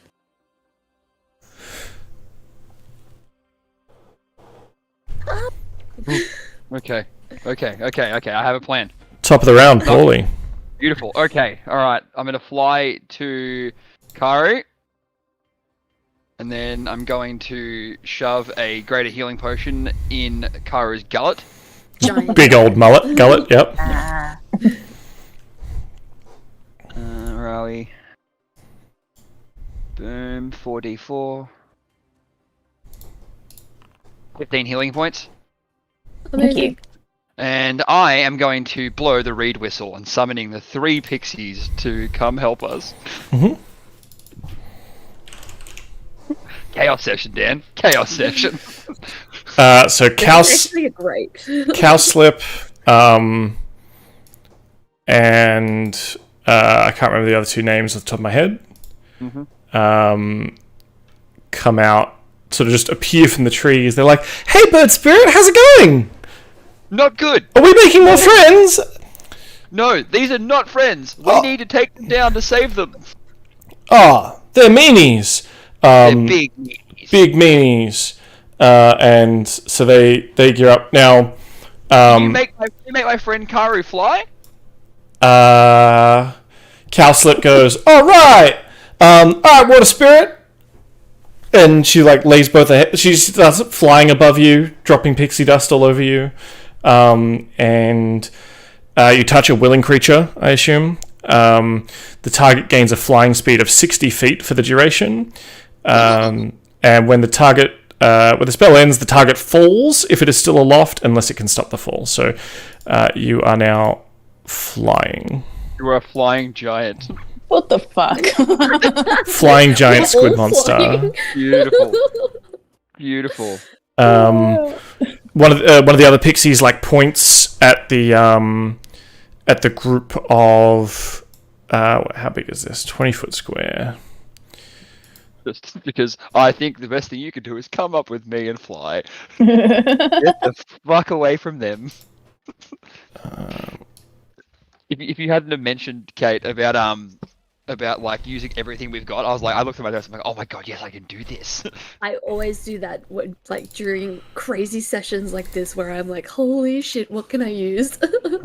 Alright, these guys all need to make strength saving throws. Okay. So we'll go down. And if they fail, it is a DC 12, but if they fail, they are restrained. God, thank God. So we go 1, 2, 3, Yes. 4, Yes. 5, Yes. 6, Oh my Oh my god. god. Oh my god. 7, and we'll do one for the ladybugs as well. Yeah, And you hear him go like, "Sorry, ladybug friends." Yeah, -3. fine. That's fine. -3. So they're all restrained. That's huge. And we still have one pixie friend to do something.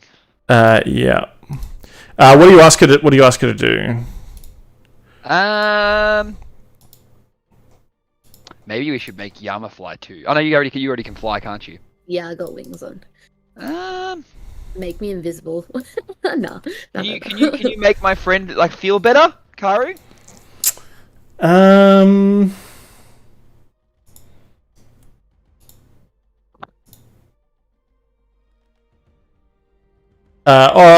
Your friend Karu, the water spirit? Yeah, the water spirit. The water spirit isn't feeling too good. Oh. Just needs to be, yeah. These meanies you guys restrained. Thank you for that.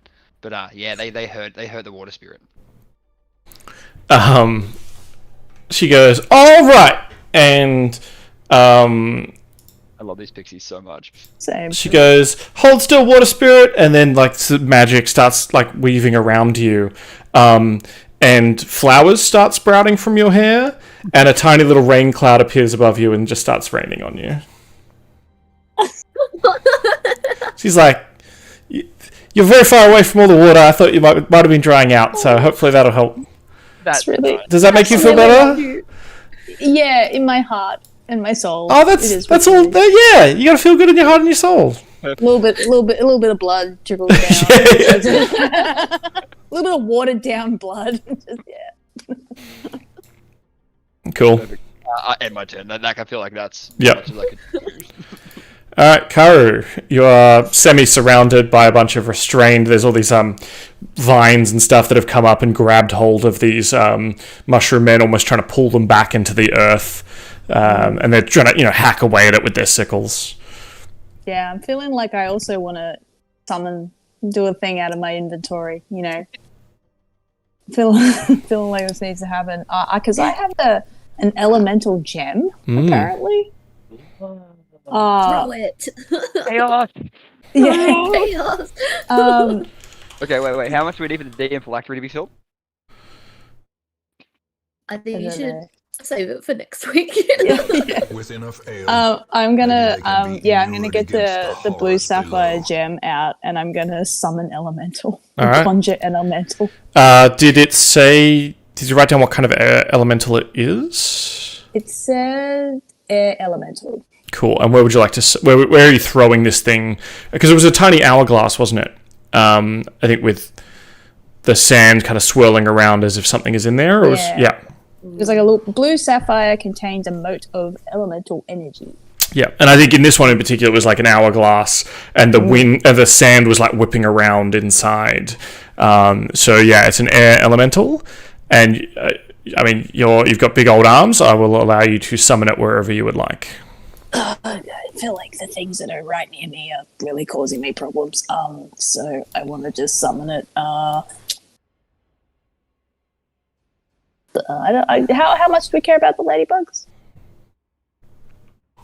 Not much. They're just there to attack things around them, which is good. They do a fair Maybe. amount of damage.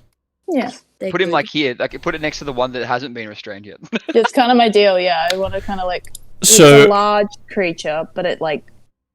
I It's will, got to think. Sorry. yeah, I will. It looks like this. Guys, I'm so sorry. At 10 o'clock, I'm gonna have to go to bed. I gotta go up at 4. Yeah, that's fine. We'll get to the end of this round and then call I'm it. so sorry.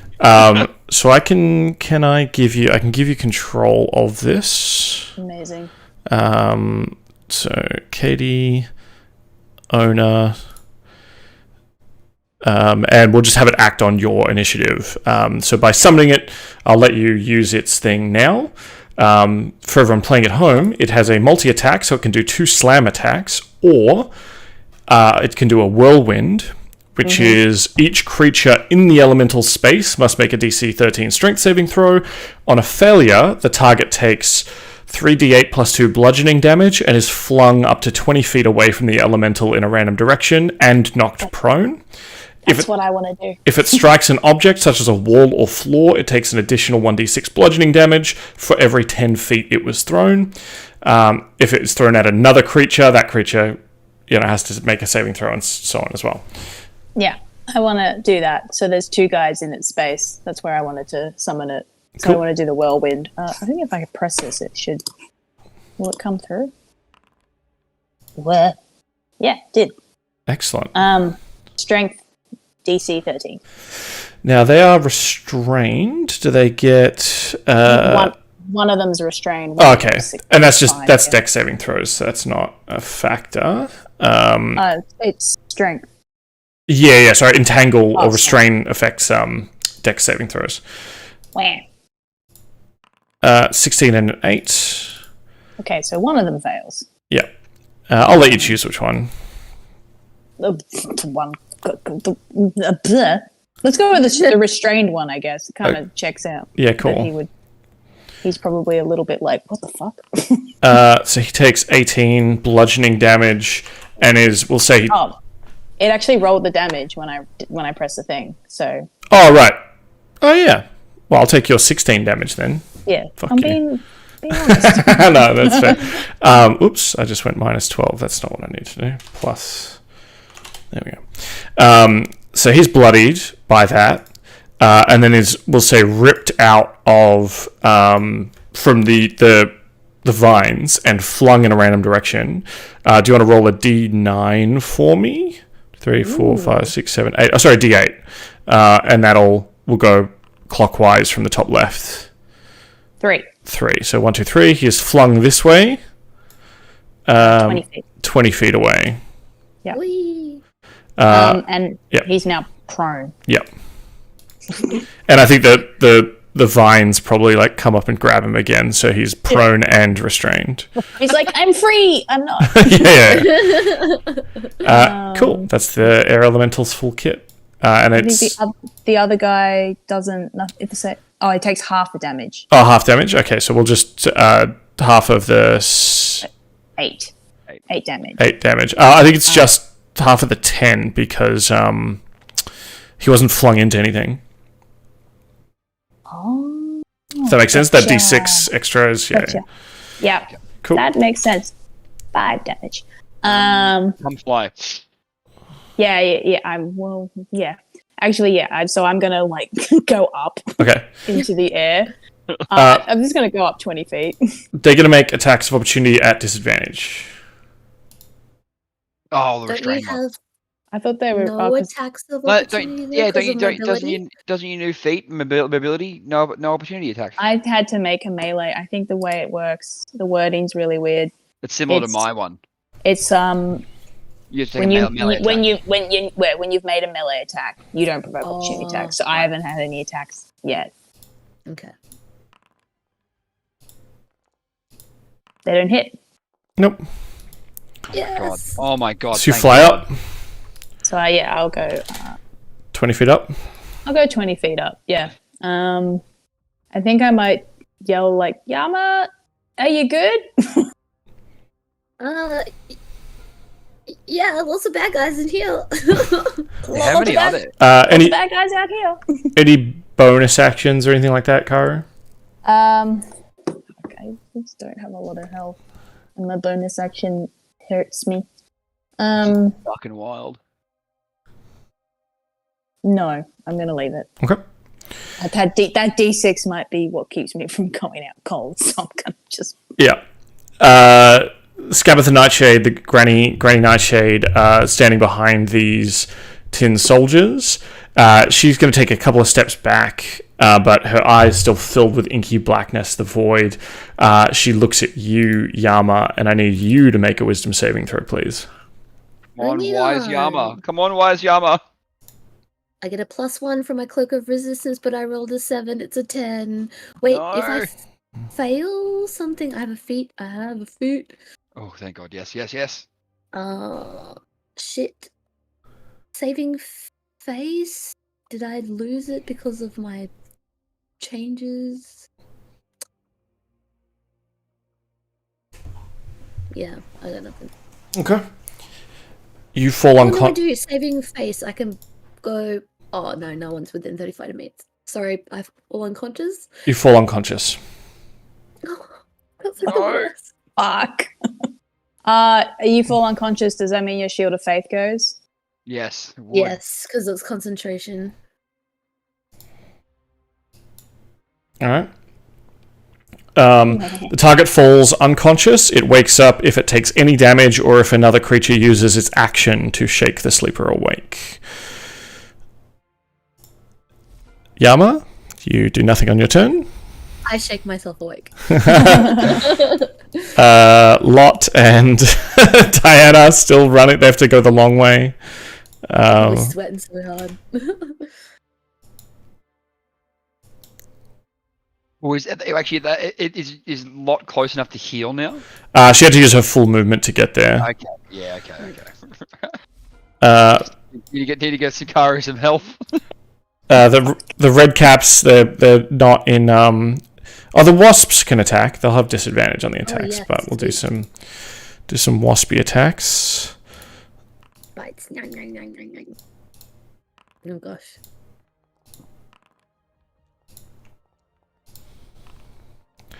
None of those will hit though.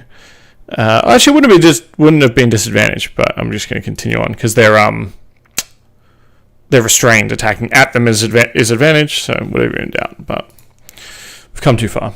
The red caps are going to attempt to creature restrained because use its action to make a strength check to try and free themselves. So they're all going to try and free themselves from these entanglements. DC is still 12.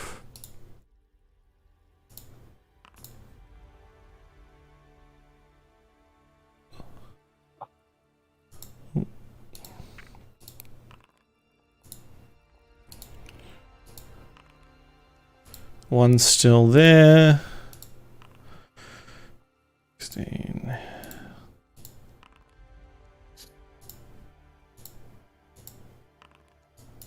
Okay, all of them except the one closest to the elemental get out. Well, I mean, it's a good counterbalance to the previous check where they all failed, so it's okay. That's true. It's okay. They just lost their footing. And they're gonna so they use their action to do that. They're gonna use their movement to reposition away from the wasps and towards the air elemental. No opportunity attack for the wasps. No. Sorry. They already got to attack everything around them. Oh, what a sentence. There's been some real good one-liners in this particular session. Oh god. I'll move him here. Cool. We'll do the tin soldiers, and then we'll wrap it up for the evening. Oops. Go back one. The tin soldiers are going to walk out here. What are they? They're not going to hit Yama? No, they just march out. Oh, we're not flying here? We're not, like, up in the tree? We're on the ground. Well, you were flying, but you got thrown at the door, so you were in the doorway when you fell asleep. No, I just didn't realize the door was on the ground. Oh, yes. Yeah. In my head, it was in the trees. That was the window that Pauly was going through. Okay. They don't want to hit me? Come on, hit me! You know what? Now that you say that, they're not going to hit you, but one of them... Walk over me. One of them is going to start dragging you inside. No. Oh my god. This is so bad. Can't I take, like, foot damage from them walking on me? Nope. No. And that's where we'll end this week. I mean, for all your sakes, I hope Sorn is back. Yeah. A lot of these creatures are Sorn problems too. Like he does all the AOE for the whole fucking group. Yeah, but no, look, I definitely didn't know it was going to go this way, but I was certainly ready for it too. No, I don't think any of us did. No, I wasn't expecting to summon a And it fucking was air like- elemental while in the air, giant. A natty one.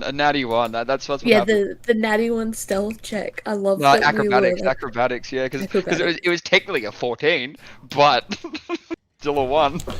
I think it was more than the fact that you were like, oh, I'm just going to pick my head and then look at her. Oh, shit. Oh my god. So funny. That was a lot of fun. Like, That was- truly a lot of fun. Yeah. The best. Very chaotic. You started pulling goodies out your bag that you've been saving since Christmas. Yeah.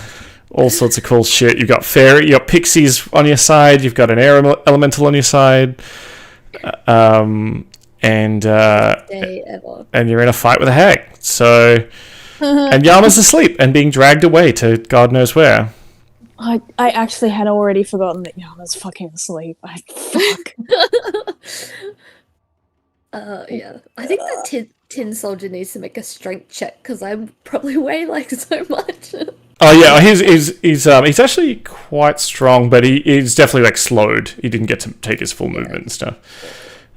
Sweet. Yeah. Cool. All right, we'll wrap it up there. Thank you, everyone who was in the chat. Obviously, Josh. I think I saw Aaron and possibly even Marcus popped his head in. The DM bar is almost full as well. I think probably by next week that is also going to fill up again, which is going to make the combat just infinitely harder. So sometimes, right? put your arms up, share your energy with me. We need a spirit bomb, and maybe even go over to YouTube, hit like or something. I don't know how this works. And hopefully we'll catch you next week. If not next week on Monday, because I know some people are working and stuff like that, we might be back Anzac Day on the Tuesday, but we'll let you know. All right, bye-bye.